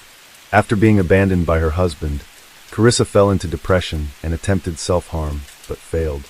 Instead of seeking to rebuild her life, she unleashed her resentment on her daughter through brutal beatings and relentless torment. Carissa then cycled through a series of lovers. To her, personal gain trumped everything. Parties, alcohol, and men always took precedence over her daughter. Krista was little more than a disposable object in her mother's eyes. Once, when Krista was just learning to walk, she suffered a sudden epileptic seizure and had to be rushed to the hospital. Her grandmother called Carissa for help, but at the time, Carissa was out on a date at a bar and didn't bother to check on her daughter. When Krista was 8 years old, her mother's fourth boyfriend, who disliked children, prompted Carissa to send Krista to live with her grandfather. Krista's grandfather owned a slaughterhouse and raised numerous animals. She grew fond of them, but eventually, they were all slaughtered right before her eyes. This left a lasting psychological scar on Krista. At 12 years old, the only person who had ever shown Krista warmth, her grandmother, passed away. From that point on, Krista lost the will to live. After a failed attempt to end her life, she began suffering from memory loss and schizophrenia. At 15, Krista was assaulted by a neighbor. She filed a lawsuit, but her mother refused to believe she was a victim and withdrew the case. In her mother's eyes, Krista was a delinquent child. Carissa once saw her daughter holding a knife to a boyfriend's throat, unaware that those men had been secretly abusing her. The repeated injustices drove Krista to contemplate ending her life multiple times. At 16, while walking down the street, Krista was dragged into the mountains by a stranger and attacked. After being taken to the hospital for examination, the results confirmed she had been assaulted, yet her mother still refused to pursue legal action. Dismissing the incident is unimportant. From that moment, Krista completely lost all trust and hope in her mother. In September 1994, Krista's mother decided to send her to a vocational training program. In Carissa's mind, once her daughter had a trade, she could sever ties completely.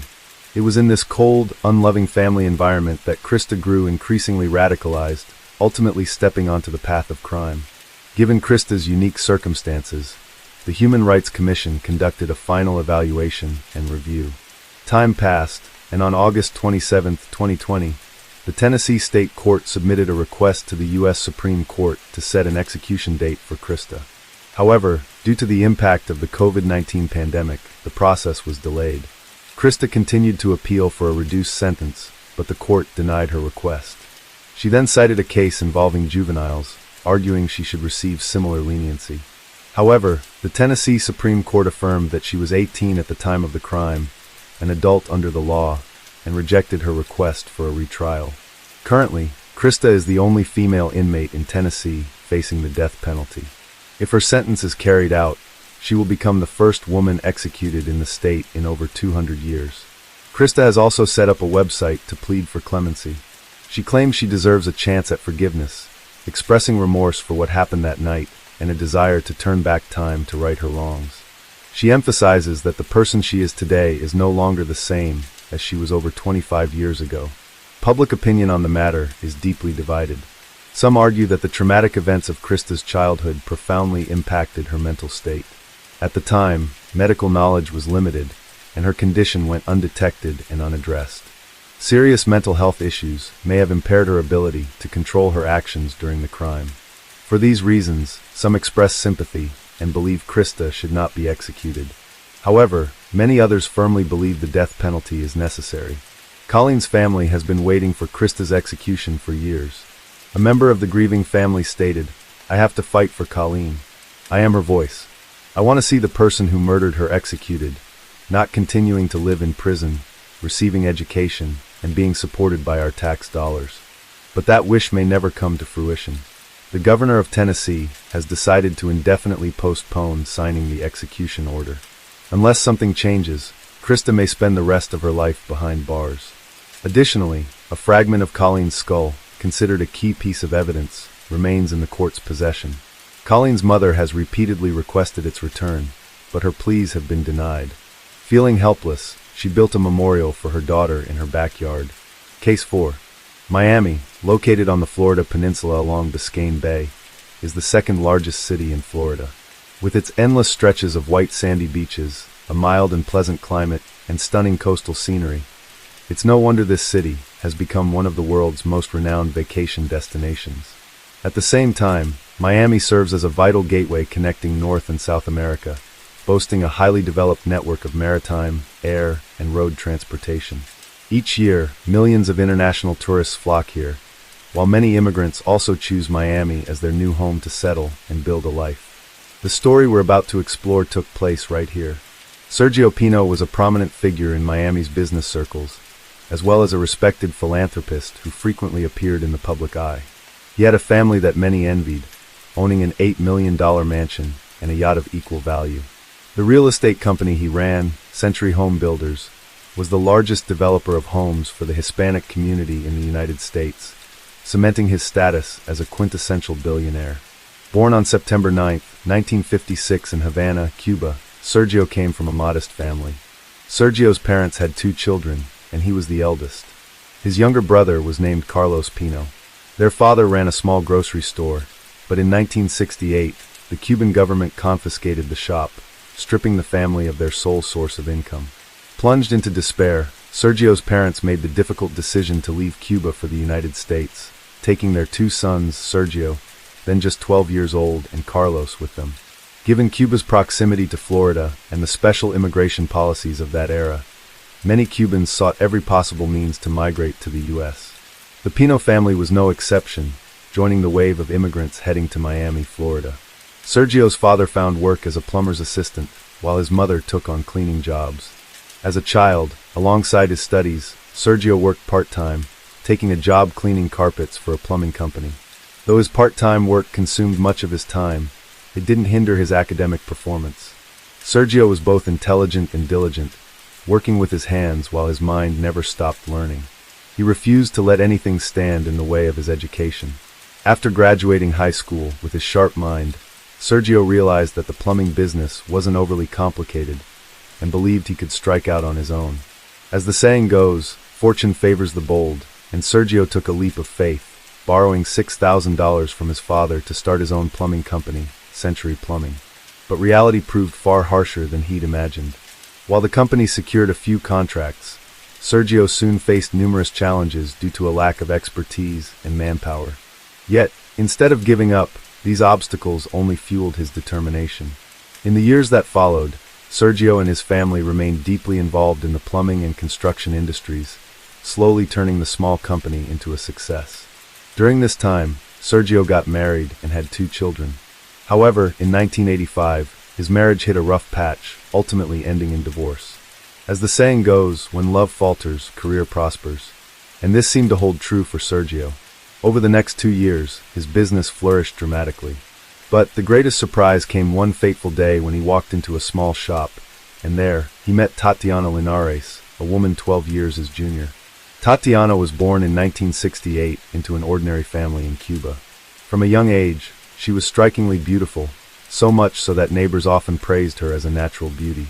Like many Cubans, her parents dreamed of a better life in America. So when she was still a child, they left their homeland for the United States, settling in the nearby state of Florida. To make a living, her parents opened a small shop, where Tatiana often helped out after school. By her teenage years, she had long, jet-black hair and a captivating beauty that turned heads. At 17, a chance visitor came to the shop, none other than Sergio.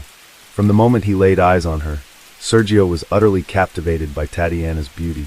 Despite their significant age gap and her parents' disapproval, Sergio's persistent pursuit eventually won her over. In the years that followed, Sergio and Tatiana traveled together to iconic landmarks across the United States, their bond growing ever stronger. After nearly 5 years of dating in 1992, they finally tied the knot. Their wedding was a lavish affair, attended by around 600 guests, most of whom were Sergio's friends. This was hardly surprising, as by then, Sergio had become a successful businessman in Florida with a personal fortune of $15 million, while Tatiana's family came from a modest background, resulting in fewer guests from her side. Yet, from the radiant smiles on their faces, it was clear that both were brimming with hope and happiness as they looked toward their future. They truly loved each other. Tatiana believed she had married for love, and Sergio treated her with great care. After their marriage, they stood by each other's side, supporting one another through thick and thin, and welcomed 2 daughters into the world. Alongside their growing family, their business ventures flourished. In 1995, at the age of 39, armed with years of hard-earned experience in the business world, Sergio recognized the boundless potential of the U.S. construction market. He decided to establish a new company, Century Residential Construction, officially entering the construction industry. Based in Florida, his company focused on developing and building residential and commercial projects, committed to delivering innovative, high-quality housing solutions. There's no denying that Sergio had a visionary eye. His company grew rapidly, expanding its reach with each passing year. To date, they have built over 16,000 homes. Florida is home to a significant population of Hispanic immigrants. According to the 2020 census, about 26.1% of the state's population is of Hispanic descent, making them one of the largest communities there. As a result, the majority of Sergio's clients were Hispanic Americans. Sergio's rags-to-riches story, from starting with nothing to achieving immense success, inspired countless young dreamers. On paper, he had risen from humble beginnings to become a thriving entrepreneur with a beautiful wife who loved and supported him unconditionally. With a flourishing career and a loving marriage, he was the epitome of what many aspired to be. His life should have been filled with happiness. But the reality of wealthy families often reveals a different story. Marriages among the elite can be just as chaotic, if not more so, than those of ordinary families. In 2017, 25 years after their wedding, a scene straight out of a movie unfolded. Tatiana stumbled upon a devastating truth. She had been betrayed. Her husband, Sergio, was having an affair with a young, attractive real estate agent. For her, this revelation was like a bolt from the blue. It's worth noting that she had met Sergio at 17, fallen in love with him, and built a life together over the years. By 2010, Sergio's company, Century Residential Construction, had become the largest home construction contractor for the Hispanic community in the U.S. He went on to earn prestigious accolades, including top 100 leading businesses in Miami, top 100 construction contractors, and largest Hispanic-owned business. Not stopping at construction, Sergio ventured into banking, becoming a founding member and vice chairman of Century Bank of America. He was also appointed to the Florida Transportation Commission and held key roles in various investment funds, as well as on the board of trustees at Florida International University. Alongside his soaring career, Sergio's quality of life continued to improve. He owned several luxurious villas in Coral Gables, including a primary residence valued at $8 million. Behind the estate ran a river, where a yacht, also worth $8 million, was docked. Sergio and his wife Tatiana were active philanthropists, frequently donating to cancer research organizations, supporting patients, contributing to Florida International University, and funding the construction of public buildings and parks. These efforts earned them a reputation as prominent local philanthropists. For 25 years of marriage, Tatiana had devoted herself entirely to supporting her husband's career, managing their household, and raising their 2 daughters with unwavering dedication. Yet, in return for her wholehearted commitment and unconditional love, she was met with cruel betrayal. Still, Tatiana wanted to give her husband a chance. She believed Sergio still loved her, and thought of their 2 daughters and the once happy home they had built. If Sergio genuinely repented and ended his illicit relationship, she was willing to forgive everything. Sergio immediately promised to cut all ties with the real estate agent, but his words were empty.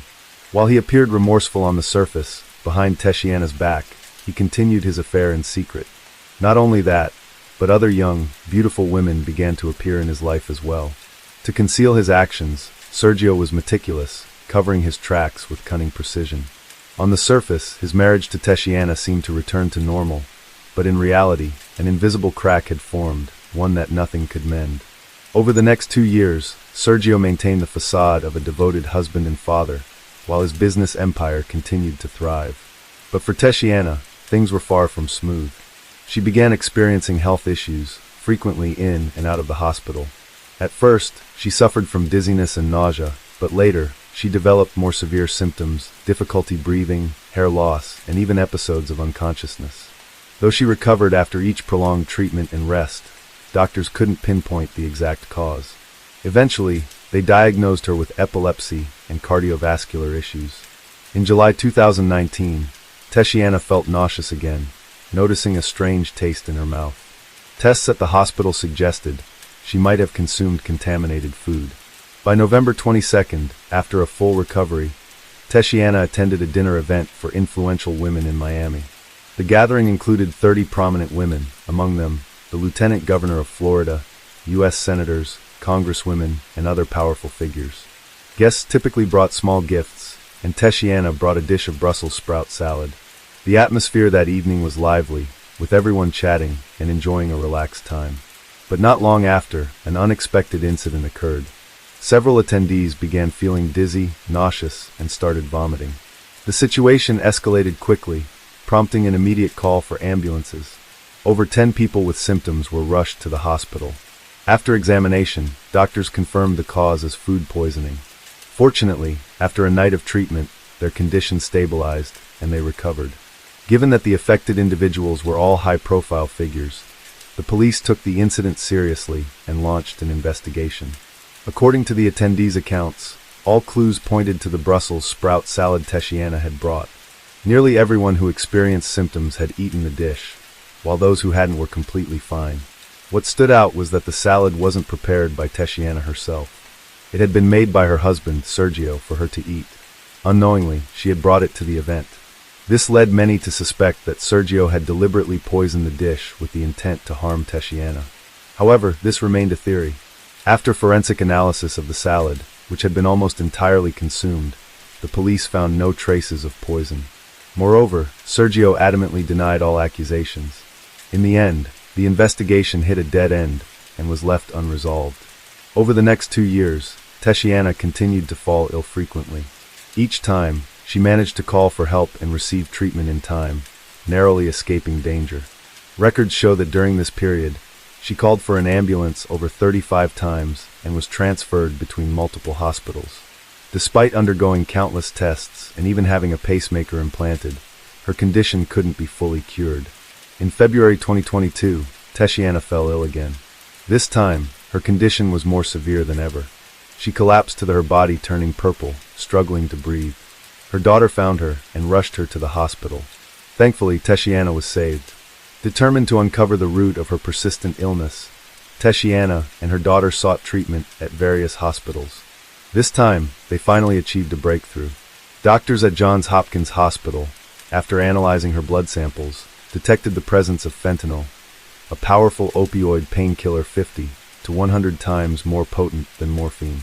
When misused or improperly administered, it can be life-threatening. Those poisoned by fentanyl often experience difficulty breathing, irregular heartbeats, and organ failure, all symptoms that matched Tatiana's. Upon receiving the test results, Tatiana immediately reported the matter to the U.S. Drug Enforcement Administration, DEA, as she had never used this drug herself. It was clear someone had been secretly poisoning her. And if you've been paying attention, you've likely already guessed who was behind it, none other than her own husband, Sergio. Tatiana had come to the same realization. So the first thing she did after being discharged was to move out of their shared home. Coincidentally, after leaving Sergio, her health improved dramatically, with no further relapses. This only strengthened her suspicions. Around the same time, her sister Aurora revealed that she had seen Sergio still meeting with the agent. This left Tatiana utterly devastated. At last, she understood everything. All this time, she had been living in a delusional love story, one-sided from her end. Reflecting on the years of constant illness, a chill ran down her spine as fear surged within her. She resolved to end it all. In April 2022, Tatiana officially filed for divorce and demanded half of Sergio's assets. At the time, Sergio's total wealth was estimated at around $153 million. Furious at her request, Sergio adamantly refused. According to him, everything he owned, his wealth and career, was the result of his own hard work, and his wife had contributed nothing. Furthermore, he emphasized that when they married in 1992, They had signed a detailed prenuptial agreement, stipulating that his personal assets belonged solely to him, and Teshiana had waived her right to alimony after a divorce. In short, he agreed to the divorce, but would only offer a maximum of $20 million. While $20 million is no small sum, it paled in comparison to Sergio's hundreds of millions in assets. Naturally, Teshiana refused. Thus, the two entered a prolonged legal battle over the division of assets post-divorce. At first, Teshiana thought this was just a typical divorce case among the wealthy, primarily a dispute over who would get more money, but she could never have imagined how far money could drive a person to madness and cruelty. On July 2nd, 2022, 3 months after Teshiana filed for divorce, the nightmare truly began. At 3:26 a.m., a fire broke out at the home of Aurora, Teshiana's sister, in Dade County. 2 vehicles, a Chevrolet and a Dodge Ram, were completely engulfed in flames. Surveillance footage captured a man in a hoodie sneaking into the yard at night, dousing the cars with gasoline. After setting them ablaze, the man fled the scene. Aurora immediately suspected Sergio was behind the incident. After all, she had no enemies, and the only person she had ever clashed with was Sergio, because she staunchly supported her sister's divorce and had personally witnessed Sergio with other women, informing Teshiana of his infidelity. Sergio was the only one with a motive. However, due to the poor quality of the surveillance footage that night and the man's deliberate effort to conceal his face, the police couldn't identify the suspect. In the early hours of August 12, 2023, at 3:34 a.m., another man stealthily entered Aurora's yard, carrying a can of gasoline, and set fire to her remaining car. But, just like the previous incident, the police were unable to apprehend the culprit. On August 30th, shortly after attending a divorce hearing, Teshiana returned to her new home in Pinecrest, a suburb of Miami. As she pulled into her driveway at 4:12 p.m., a small pickup truck, which had been waiting nearby, suddenly started its engine and barreled straight toward her. It seemed the driver wasn't skilled, as the collision wasn't forceful enough to be life-threatening, allowing Teshiana to narrowly escape harm. After the incident, she called Sergio to ask if he was involved. Sergio feigned innocence, claiming he knew nothing about it. He even insisted he was a victim himself. His BMW had been torched, his house had been shot at, and he had received threatening calls pressuring him to finalize the divorce quickly. Teshiana felt nothing but frustration hearing this. Deep down, she was convinced these were all orchestrated ploys by Sergio to force her into signing the divorce papers. But she had no idea that even more horrifying events were yet to come. On June 23, 2024, as Teshiana drove home from a church ceremony, she was unaware that an armed man was lying in wait in her yard. Spotting her car approaching, the man, wielding a gun, rushed out to block her path. In a panic, Teshiana blared her horn frantically, while flooring the gas pedal to swerve into the backyard. She didn't care if her car scraped against trees or the fence. Her only focus was escaping danger. The gunman gave chase but couldn't keep up. He then circled to the front of the house, attempting to cut off her vehicle. At that moment, Teshiana's 26-year-old daughter was inside the house. Hearing the incessant honking outside, she rushed out to check and came face to face with the armed man. He pressed the gun to her head, but didn't pull the trigger, instead ordering her to go back inside and stay out of it. Clearly, his target wasn't the girl. Terrified, she ran back into the house and called 911 to report the incident. In the frantic call, she told the police that the attacker was targeting her mother, and her mother's life was in danger. Fortunately, after failing to carry out his plan, the man quickly fled, and Teshiana narrowly escaped death once again. Notably, the very next day was another scheduled divorce hearing, making the motive behind the attack glaringly obvious. The following day, the Federal Bureau of Investigation (FBI) conducted a surprise raid on Sergio's luxurious mansion in Coral Gables, seizing his phone, computer, and other electronic devices. Yet, despite the unexpected investigation, Sergio didn't seem the least bit surprised. This indirectly suggested he may have been aware of everything, and was likely the mastermind behind it all. When questioned by the police, he adamantly denied any involvement, insisting he had never intended to harm his wife. With insufficient concrete evidence, and given Sergio's influential status, the police couldn't take immediate action against him. The police continued investigating the earlier arson incidents, the car accident, and the armed attack. Eventually, they arrested 8 suspects, including a man named Bevins, a professional criminal with a prior record. Bevins had previously served time for attempted murder and armed robbery. Though he wasn't the one who broke into Tatiana's home, he was linked to the shooting incident. Initially, he refused to cooperate, but as the police tightened their grip, he realized there was no escape. To reduce his sentence, he agreed to work with the authorities. He revealed that he had been recruited by a man named Viller, someone he had met in prison, and the person giving orders to Viller was very likely Sergio himself. To assist the police, Bevins deliberately called Viller to elicit a confession. Based on this crucial lead, the police quickly obtained an arrest warrant. At 6 a.m. on July 16, 2024, dozens of FBI agents and SWAT officers mobilized, deploying armored vehicles to Sergio's opulent mansion. The operation was meticulously planned. One team of officers secured the yacht behind the house to prevent Sergio from escaping by water, while another team positioned themselves at the front, using a loudspeaker to demand his surrender. Every 15 minutes, the police fired a flashbang grenade to apply pressure, but despite hours of standoff, the mansion's front door remained shut, and Sergio never appeared. Around 10 a.m., with the situation still at a deadlock, a single gunshot echoed from inside the house. The FBI immediately sensed something was terribly wrong. Unsure if anyone else was inside, they swiftly broke through a window to enter. After a thorough sweep, the police found Sergio collapsed on the bedroom floor, a gun still in his hand, showing no signs of life. It's hard to imagine that a 67-year-old billionaire, who once dominated Florida's business scene, would end his life this way. But even with Sergio's death, the investigation didn't stop. In total, the police arrested 9 suspects linked to the case. All 9 were charged with the attempted murder of Tatiana. If convicted, they could face up to life in prison. In the subsequent investigation, as expected, the mastermind behind the plot was none other than Sergio. Bevins told the FBI that Sergio's motive was to avoid the divorce and the loss of half his fortune.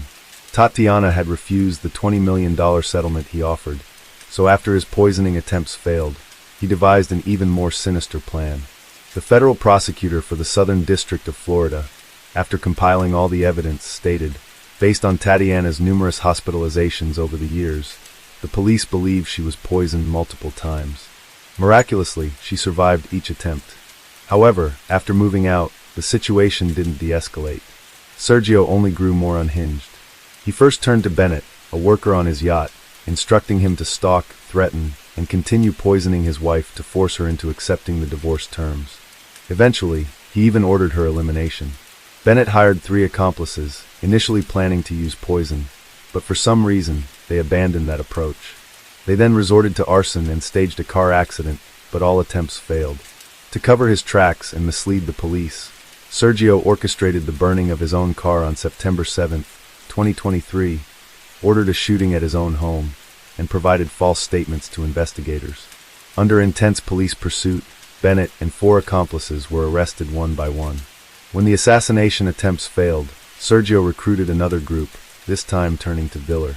Viller, a notorious criminal, immediately sought out Bevins after taking the job, asking him to recruit more accomplices. Viller relayed orders to Bevins multiple times, with the final instruction being to eliminate Tatiana before June 24, 2024, to ensure she couldn't attend the next divorce hearing. Sergio paid Bevins a total of $75,000 in 2 installments. In reality, he had spent $150,000 on the 2 groups of hitmen he hired, promising an additional $150,000 if the job was completed successfully. According to the police's final confirmation, Tatiana had narrowly escaped death at least 9 times. She was utterly terrified after everything she had endured, while her sister, Aurora, was both shocked and in disbelief at Sergio's actions. Throughout the ordeal, Sergio had been extremely cautious. He communicated with his accomplices only through messages, never using his personal phone, and all payments were made in cash to avoid leaving a transaction trail. As a result, aside from Bennett and Viller, who were directly involved, the police couldn't find clear evidence against him, but that no longer mattered. His death brought everything to a close, making his crimes vanish like smoke. He was never formally charged, meaning that, in the eyes of the law, he was never a criminal. Since Sergio died while still legally married to Tatiana, in theory, his entire estate would pass to her and their children. However, the inheritance process was far from smooth. Sergio, a calculating man, had prepared a backup plan after his repeated attempts to eliminate his wife failed. He transferred a portion of the company's assets to his brother, Carlos. He also drafted a will stating that, if he died, all his assets would go to Carlos. Moreover, he secretly transferred Tatiana's shares in the company without her knowledge. This was a cunning move, as a will typically holds the highest legal authority. If everything went according to the will, Tatiana would be left with almost nothing. But this would only happen if the will was deemed legally valid. On August 9, 2024, at a Miami court, Tatiana's lawyer played a trump card, arguing that Sergio suffered from severe paranoia and mental health issues, rendering his will invalid and the prior asset transfers illegal. Although the lawyer couldn't provide conclusive evidence, given Sergio's history of plotting to kill his wife, the judge agreed with the argument and temporarily blocked Carlos from inheriting the estate. Tatiana also revealed that the prenuptial agreement she signed with Sergio in 1992 was coerced. The document spanned dozens of pages, and she was unaware of its full contents. At the time, Sergio had told her, "If you don't sign this agreement, the wedding tomorrow will be cancelled." To avoid worrying her family and friends, she felt forced to sign. If this were true, the prenuptial agreement would hold no legal weight. However, what the circumstances were back then, no one can say for certain now. Sergio's true wealth has always been a topic of public fascination. Since Tatiana also held shares in the company, combined with premarital assets, marital assets, trust funds, insurance, real estate, and the yacht, determining an exact value is incredibly complex. Some sources estimate that in 2024, his total estate was worth over $300 million, while other records listed at $153 million. Whether it's over $100 million or over $300 million, it's still an astronomical sum that most people can't even fathom. As of now, the fate of this fortune remains undecided. However, barring any surprises, the majority of the estate is likely to be inherited by Tatiana and her children. Currently, Tatiana has officially taken over Century Residential Construction Group, becoming the company's acting female CEO. Reflecting on this tragedy, Sergio built his empire from nothing, turning it into a powerhouse. He was an incredibly intelligent man with a sharp business mind. Yet, when faced with the prospect of divorce, his actions were extreme and irrationally perplexing. Clearly, he was the one who erred first, by cheating, and should have anticipated the consequences of asset division in a divorce. Moreover, even if the divorce had proceeded peacefully under Florida law, combined with his premarital assets, he would have retained over 50% of the total estate, remaining a billionaire. There's no denying that Sergio had an intense desire to control his wealth. This extreme need for control propelled him to success in business, but it also stripped him of his humanity and rationality, ultimately leading to a downfall where he lost both his life and his fortune. Case 5. In 2019, a young man with long, flowing hair and a distinctly hippie vibe approached Musk. The moment he opened his mouth, he dropped a bombshell that left everyone in the room stunned. "I hear you're planning to send humans to Mars. Let me handle the entire infrastructure for that project. I'll build houses on Mars for you." Not only that, but the young man confidently presented a detailed plan, complete with a projected budget of a staggering $1 trillion. Musk's initial instinct was to throw this madman out of the room. "Do you think I'm a fool? $1 trillion? Why don't you just fly straight into the sky yourself?" he retorted. But then he paused, caught off guard, because the man standing before him was, quite literally, there to discuss flying into the sky. Still, Musk restrained his emotions. After all, this wasn't just some nobody. The man was the CEO of a tech company valued even higher than Musk's own SpaceX. So who is this enigmatic figure? Let's take a step back and look at the landscape of top-valued private companies in 2018. Names like Airbnb, Stripe, and Elon Musk's SpaceX were among the leaders. But towering above them all with a valuation of $50 billion was WeWork, a startup focused on shared workspaces. And the man bold enough to pitch a $1 trillion deal to Musk was none other than Adam Neumann, the founder and CEO of WeWork. Despite its lofty valuation, in Musk's eyes, WeWork held no real technological value. To him, it was nothing more than a real estate brokerage masquerading as a tech company, plain and simple. The notion struck him as utterly laughable. Yet, to many investors at the time, Adam Neumann was a visionary entrepreneur, a daring dreamer who wasn't afraid to act on his ambitions. To WeWork's employees, he was a savior, a leader with a grand mission to change the world. To his family and friends, Adam Neumann was like 24-karat gold, wealthy, talented, and fiercely loyal to his wife. Unlike Musk or Jeff Bezos, billionaires who, after amassing their fortunes, quickly divorced their wives to pursue new lives, Adam Neumann was the epitome of a devoted husband. He not only met his wife's every demand without question, but even when she betrayed him, leading to a loss of 90% of his wealth, Adam harbored no resentment and never abandoned her. Though Adam Neumann remains a polarizing figure, one thing is undeniable. His imagination and audacity deserve recognition. Under the dazzling lights of New York, a city often likened to the pinnacle of the capitalist pyramid, Adam Neumann single-handedly set out to build a people's commune in the heart of this opulent metropolis. The driving force behind his audacious journey stemmed from a cryptic question posed by billionaire Masayoshi Son during their very first meeting. In a battle between a madman and a wise man, who would win? Rumor has it that if you answered correctly, Masayoshi Son would bestow upon you his golden finger, a metaphorical gesture symbolizing the immense backing of SoftBank, propelling you to the heights of success. So what was Adam's answer, and what was the correct response? First, let's rewind to 2002, when Adam was just 23 years old. With only $6,000 in his pocket, but a heart full of ambition, he arrived in New York alone, determined to chase his dreams. This wasn't his first time in the city, however. Adam Neumann was born into a Jewish family in Israel. His childhood took a sharp turn when his parents divorced at the age of 7.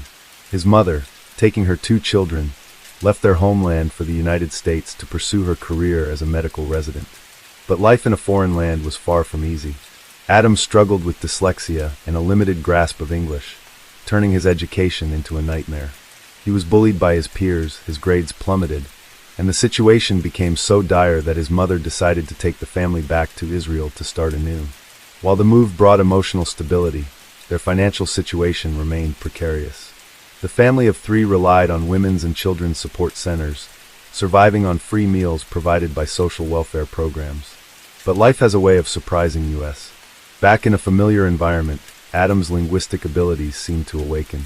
Not only did he master Hebrew, Israel's official language, but he also became fluent in English, the very language that had once been his greatest obstacle in America. He even began competing in bilingual debate tournaments, winning numerous awards. From a shy, struggling child, Adam transformed into a master communicator. After graduating high school, like all young Israelis, Adam enlisted in the military, serving for 5 years and leaving with the rank of captain. With a military stipend in hand, he returned to New York, enrolling at Baruch College to study business.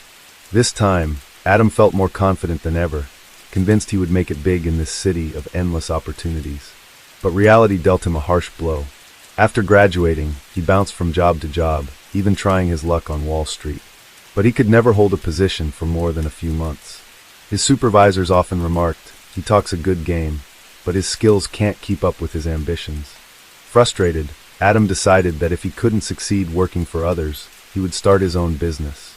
He teamed up with his college friend and roommate, Miguel McKelvey, to launch a children's clothing company called Crawlers. Their flagship product was a special pair of pants for infants, designed with padded knee protectors to help babies crawl comfortably. The irony, however, was that neither of these 2 young men had any experience as parents, yet they chose to venture into the baby clothing market. Predictably, the market taught them a brutal lesson. Their design was utterly unremarkable, and the oversized knee pads looked more like turtle shells than anything practical. To make matters worse, their advertising slogan lacked any real punch. Babies crawl around, their knees hurt, but they can't say it. Don't worry, we've got them covered. Parents, on the other hand, had a different perspective. A pair of baby pants costing $50 to $60? We're not sure if the baby's knees hurt, but our wallets definitely will. And so this first entrepreneurial endeavor quickly hit a dead end. Broke and defeated, the 2 climbed to the rooftop of their rented apartment, cracked open a couple of beers, and began lamenting their lives. After downing a few cans, Miguel started reminiscing about his childhood, growing up in a small town in Oregon, a place often considered a cradle of hippie culture. He never knew his biological father, only that he was raised by 5 women. That unconventional family, despite its quirks, gave him the happiest days of his life. They all lived under one roof, with no concept of personal property. Everything was shared. The money they earned went into a tin box, and anyone who needed it could take what they required. They ate together, slept together, and raised the children collectively, much like an idealized communist community. Listening to Miguel's story, Adam felt a wave of nostalgia. When he first graduated, he had dreamed of making enough money to buy a house and build an empire. But looking back, his happiest moments were the carefree days spent crammed in a dorm with friends, chatting, and playing games late into the night. Then, a spark ignited in Adam's mind. Who says those happy days can't come back? We can absolutely tweak the concept, blending a communal model into a work environment, making it both fun and profitable. Inspired by the shared bike model, he came up with the concept of a shared office space. In a single building, different companies could work in a communal area, supporting each other while efficiently utilizing resources. The ground floor would feature a bar, a Starbucks, and all the amenities one could need, essentially a mini residential community. In short, Adam wanted to pull people out of the digital world and back into face-to-face interactions, creating a modern working community. After this grandiose brainstorming session, a gust of night air swept through, sobering them up as the alcohol wore off. They suddenly realized the idea was great, but where would the money come from? Having just failed in their last business venture, they were barely scraping by for food. How could they possibly fund a new startup? A few days later, Adam approached their landlord. With his silver tongue, he managed to convince the landlord to lease them an entire floor on an installment plan. Alongside this, the duo scrambled to secure a small bank loan, which they used to buy desks, chairs, a fax machine, a printer, and other basic supplies.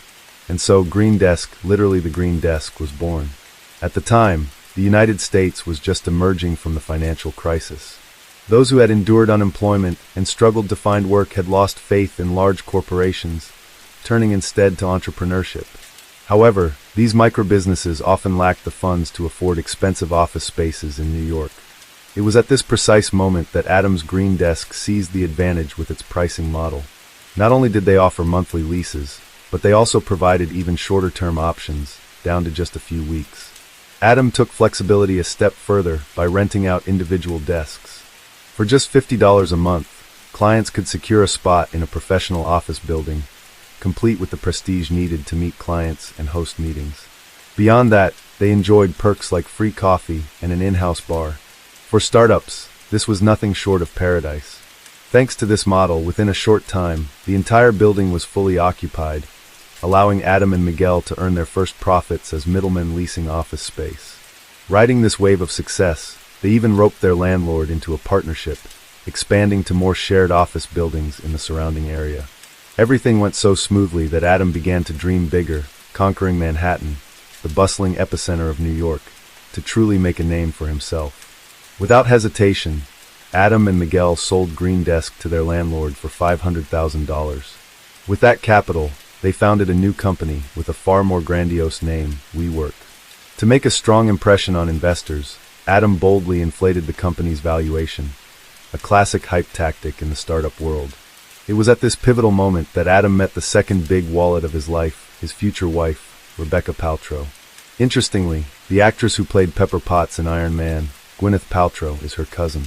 Born into a wealthy Jewish family, Rebecca had lived a life of luxury from a young age. Watching her cousin shine in Hollywood, she too once dreamed of becoming an actress. However, her unremarkable looks and lackluster acting skills relegated her to minor background roles for years. Despite her struggles in the entertainment industry, Rebecca never had to worry about money. She studied business in college but found it uninspiring, switching midway to Buddhist studies. After graduating, her family arranged a job for her on Wall Street, hoping she'd gain experience before taking over the family business. But just 3 weeks into the role, Rebecca declared she was too exhausted and quit. In the end, she settled for a temporary gig as a yoga instructor at a fitness center. It was at a party that she met Adam. Upon realizing Rebecca was a true baifu, a Chinese term for a wealthy fair-skinned beauty, Adam launched into a relentless pursuit. Not long after, the two were planning their wedding. To win over this heiress, Adam knew he had to polish his image to perfection. When founding WeWork, he didn't hesitate to hype the company's value to an astronomical figure. That inflated valuation was like a glittering layer of gold wrapped around the company. But Rebecca's father, a seasoned businessman with years of experience, saw right through the ploy. Still, his beloved daughter was determined to marry Adam, so he kept his thoughts to himself, offering only a knowing smile. Not only that, but on their wedding day, he generously gifted the young couple a lavish dowry, $1 million in cash. Marrying into a wealthy family, Adam truly reached the pinnacle of his life. With his father-in-law's backing, WeWork rapidly expanded across New York, securing one contract after another and growing at a breathtaking pace. In return for this support, Adam tirelessly helped his wife chase her acting dreams. But perhaps Rebecca was never meant for the entertainment world. After repeated failures, she reluctantly gave up her aspirations of stardom, settling into the role of a full-time homemaker. Still, she didn't shy away from embracing the life of a wealthy socialite, eventually giving Adam 6 children. As an heiress born with a silver spoon, Rebecca was determined that her children would enjoy the same luxurious upbringing she had. Each child was to have 2 personal nannies, grow up with their own private villa, and most importantly, achieve financial independence from the moment they were born. With 12 nannies, 6 villas, and trust funds worth millions of dollars for each child, even a billionaire like Bill Gates might have raised an eyebrow at such demands. But Adam, utterly devoted to his wife, agreed without a second thought. In fact, he went further, declaring, "We can't wait until the kids are grown to buy houses. We need to start now." Easier said than done. Where would the money come from? While WeWork was doing well, the shared office model lacked any significant technological barriers to entry. It didn't take long for it to become flooded with imitators.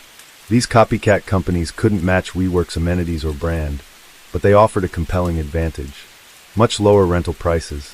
For cash-strapped startups, choosing a workspace that cost a few $100s less per month was an obvious consideration. As WeWork expanded its market share to 30%, the company began to hit a wall. Fierce competition eroded profits, and losses started piling up at an alarming rate. Investors, growing increasingly impatient, repeatedly threatened to pull their funding. During one heated argument with an investor, Adam overheard a frustrated outburst. "Do you think everyone is as rich as SoftBank?" The mention of SoftBank immediately caught Adam's attention. He opened his laptop and began searching. The first name that popped up was Masayoshi Son, the Japanese investment mogul. After reading about the billionaire's string of spectacularly successful deals, Adam had an epiphany. This was the golden goose he needed to pursue. Without wasting a moment, Adam booked a flight to India, where Masayoshi Son was attending a conference. On the plane, he immersed himself in research about the billionaire he was about to meet. Masayoshi Son, a man of Korean descent raised in Japan, had faced significant discrimination due to his background. Seizing on this, Adam cleverly leveraged his own childhood story. A Jewish child growing up between the United States and Israel, constantly navigating 2 vastly different cultures to make an impression on Masayoshi. He recounted his tale with such raw emotion that even he found himself on the verge of tears. But Masayoshi Son remained unmoved. As a veteran in the investment world, he heard countless startup pitches every day, ranging from tragic to legendary, from heartwarming to thrilling, spanning every genre imaginable. But he wasn't a philanthropist. He was a businessman, and his sole goal was to make money. After years in the cutthroat world of finance, he had forged a heart of steel, impervious to even the most dazzling stories. Yet this time, seeing a young man who had chased him halfway across the globe for a chance, Masayoshi maintained his courtesy and posed a single question. In a battle between a madman and a wise man, who would win?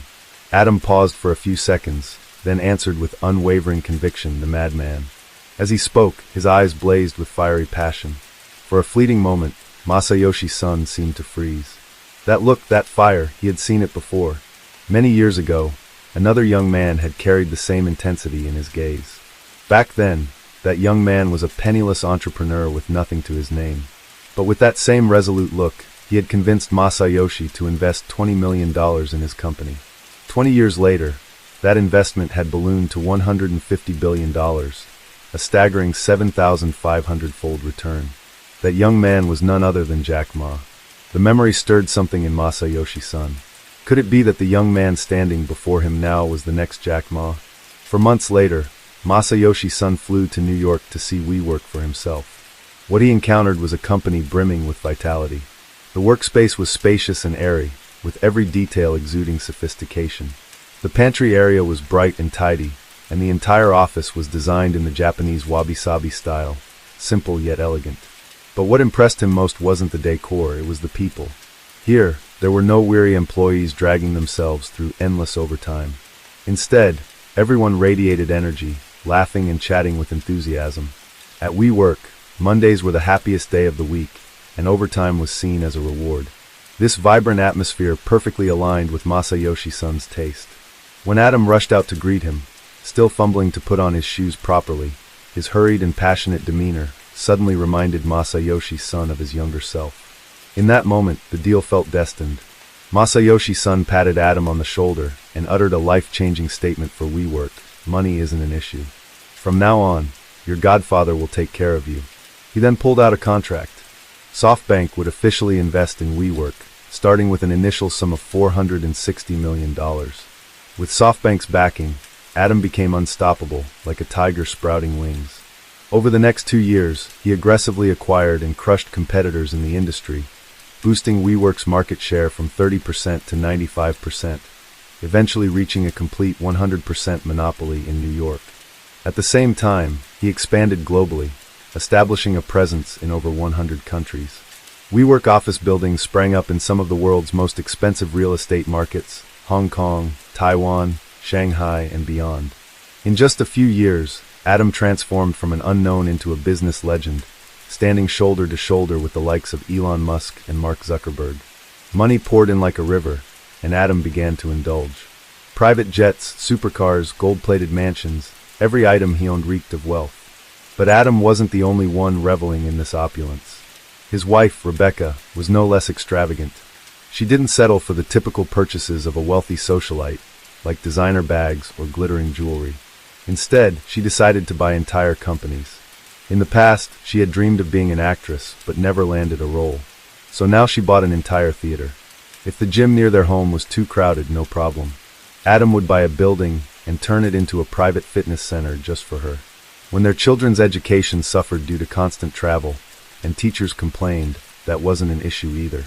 She simply opened a school, and if the new school struggled to hire quality teachers, the solution was straightforward: buy a teacher training center. Inspired by the WeWork name, Rebecca went on to create a series of WeBrands: WeFit, a chain of fitness centers; WeGrow, a school for the next generation; WeSleep, a project focused on bedroom furniture to improve sleep quality; and even WeEat, a chain of vegan restaurants. Had WeChat not already been trademarked, she might have bought that app too. Yet, no matter how many companies she launched, the public still saw Rebecca as merely Adam's wife. Unwilling to accept this, she demanded a position on WeWork's leadership team, a role nearly equivalent to CEO. Remarkably, Adam, who worshipped his wife to the heavens, not only agreed, but created a brand new title just for her: Chief Brand and Impact Officer. However, once in this role, Rebecca didn't focus on strategy or company growth. Instead, she introduced a bizarre rule. She banned all employees from eating meat. A staunch vegan, she believed meat brought negative energy, disrupting the company's chi. From the office cafeteria to employees' personal lunchboxes, not a trace of meat was allowed. Every lunchtime, Rebecca would stride through the office like a queen on a royal inspection, leading a team of enforcers to check for violations. If someone dared to sneak a piece of meat or a sausage, they were immediately ordered to pack up and go home. A second offense meant instant termination. The employees, no matter how frustrated, had to grit their teeth and endure. Adam had painted a rosy picture for them. The day WeWork went public, long-term employees would receive shares. This wasn't just any company. It was valued at hundreds of billions of dollars. Even a small slice of that pie could change their lives forever. The most anxious party wasn't the employees, but WeWork's godfather, SoftBank, and its leader, Masayoshi-san. Initially, he had invested $460 million into WeWork, but Adam kept finding ways to extract more funds. By the time the total investment reached tens of billions of dollars, Masayoshi-san began to feel uneasy. What was even more alarming was that WeWork had never turned a profit. A company burning through billions of dollars without generating a single cent of profit. How could that be acceptable? As the tech investment bubble began to burst, even SoftBank faced financial difficulties. At this point, Masayoshi-san could no longer pour endless money into Adam's venture. He demanded that Adam seek funding from another group of investors, such as the oil tycoons from Abu Dhabi. If Masayoshi-san was Adam's godfather, these Arab billionaires were his grandfathers. But for reasons unknown, Adam managed to offend even these deep-pocketed patrons. At a crucial meeting, he brazenly stood them up. A group of billionaires waited patiently for 40 minutes, but Adam was nowhere to be seen. His arrogance infuriated them, and they promptly boarded their private jets, flying straight back to the Middle East. Realizing he had caused a disaster, Adam frantically called Masayoshi's son, claiming his assistant had mixed up the schedule due to time zone differences, and pleaded for his godfather to help mend the relationship. But this time, Masayoshi's son had run out of patience. He gave his unruly godson a stern lecture before hanging up. As a businessman, you can't even manage something as basic as being on time. You've embarrassed me enough. From now on, SoftBank's money will no longer flow into WeWork's pockets. Figure it out yourself. Left with no other choice, Adam was forced to accelerate plans for an IPO, initial public offering. After all, WeWork was a high-profile brand, and several Wall Street giants immediately expressed interest. JP Morgan Chase even offered a valuation of $490 billion, willing to support Adam, provided everything was transparent. But when the auditors stepped in, they were stunned by what they uncovered. Not only was WeWork hemorrhaging tens of millions of dollars each month, but Adam and Rebecca had been secretly siphoning off company funds for years. For example, they had quietly registered all the We brand names, like WeGrow, WeFit, and WeSleep under their personal names, then forced the company to pay over $5 million to buy them back from themselves. That wasn't all. They also played a game of buying real estate under their personal names, only to lease it back to WeWork. In other words, the company, which appeared to be in the business of renting spaces, was actually renting from its own CEO, Adam. All the investments in projects like the school, vegan restaurants, and gyms were made in the company's name. But in reality, the money flowed straight into Adam and Rebecca's pockets. It was a classic money from the left pocket to the right pocket scheme, with Rebecca skimming off a hefty chunk each time the funds moved. At this point, people realized the We in WeWork was nothing but a sham. Flip it around, and it was simply me, as in me alone. When the truth came to light, JP Morgan Chase backed out, shaking their heads in disbelief. If Adam wanted to proceed with the IPO, there was only one option: drastically lower the company's valuation. The figure they proposed was $37 billion. From $490 billion to $37 billion, this plummeting drop was nothing short of cutting off Adam's legs. Under the pressure of avoiding bankruptcy, Adam had no choice but to push forward with the IPO preparations, hoping to find another big player with pockets as deep as SoftBank's. But at this critical moment, his fear of his wife flared up again. For a document as crucial as the IPO filing, Adam entrusted the task to his wife, Rebecca, to write on his behalf. The problem was, what qualifications did Rebecca have beyond her prestigious family name? She had spent a few months in a monastery during college, interned on Wall Street for less than 3 weeks, and her writing skills were, to put it mildly, questionable. The result was an IPO filing that read more like a fantastical speech, filled with lofty rhetoric about entrepreneurship and WeWork's promising future. She didn't just talk about world peace and the abolition of class divides. She emphasized equality for all of humanity, sounding more like an endless sermon on morality. Not only that, Rebecca shoehorned her school project into the IPO portfolio, claiming it would unlock the hidden superpowers of children. And to top it all off, she boldly declared herself as WeWork's successor. Her husband's business, she decided, would become a family enterprise, with her holding the reins indefinitely. Investors reading the IPO filing couldn't believe their eyes. No one could fathom how a couple could be so reckless, or produce such an absurd financial document. It might have been entertaining to read, but no one was willing to invest in it. And with that, the dream of an IPO went up in smoke. As WeWork descended into chaos, someone finally stepped up to fight back. Miguel McKelvey, the co-founder who had long been relegated to the background by Adam. Quiet and unassuming, Miguel had spent years playing second fiddle, letting Adam take the spotlight. But after reading the IPO filing, he could no longer hold back his outrage. What the hell is this? Since when did his wife become a company founder, and she wants to pass the throne to herself?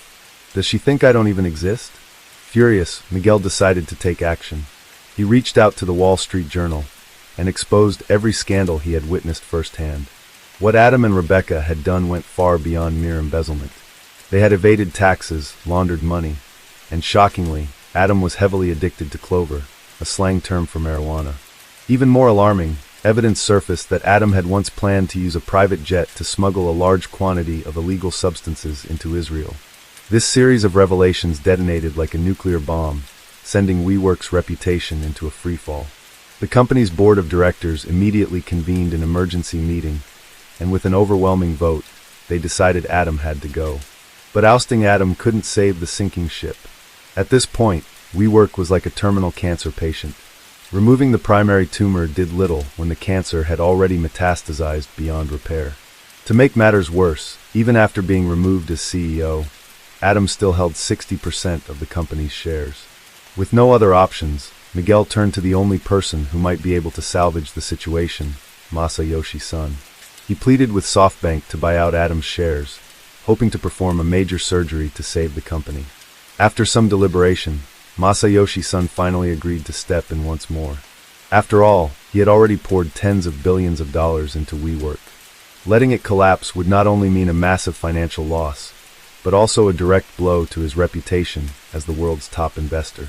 So SoftBank injected an additional $1.7 billion, officially taking ownership of WeWork.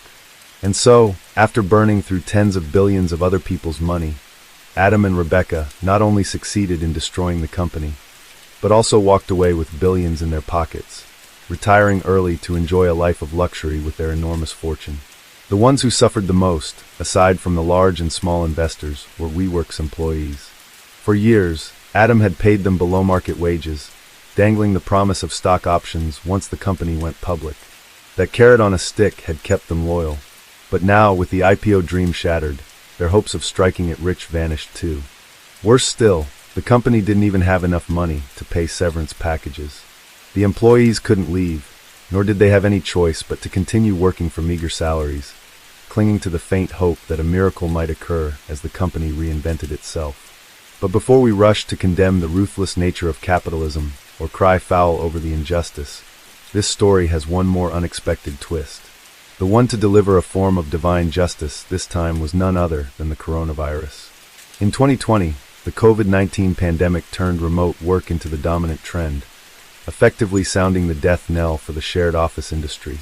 Citing a severe drop in the company's value, SoftBank immediately canceled the remaining $1.7 billion payment they had promised Adam. No one could have imagined that a financial titan like Masayoshi Son would so blatantly renege on a deal. Furious at losing his golden prize, Adam sued Masayoshi Son, while former WeWork employees also filed lawsuits against Adam for low wages and labor law violations. Not to be outdone, SoftBank turned around and accused Adam and Rebecca of financial fraud, claiming they had deceived the firm. What followed was a chaotic legal battle, with lawsuits flying back and forth, each party refusing to back down. These legal disputes are expected to drag on for years, possibly even a decade. And until the dust settles, Adam's billionaire dreams may remain just that, a distant fantasy. Let's circle back to Masayoshi Son's original question. In a battle between a madman and a wise man, who would win? It turns out this was a trick question. The real answer is the stronger one wins. Because no matter how smart or crazy you are, if you're up against someone like Arnold Schwarzenegger, you'd have no choice but to submit. And in the game of capitalism, the one with the most money always comes out on top.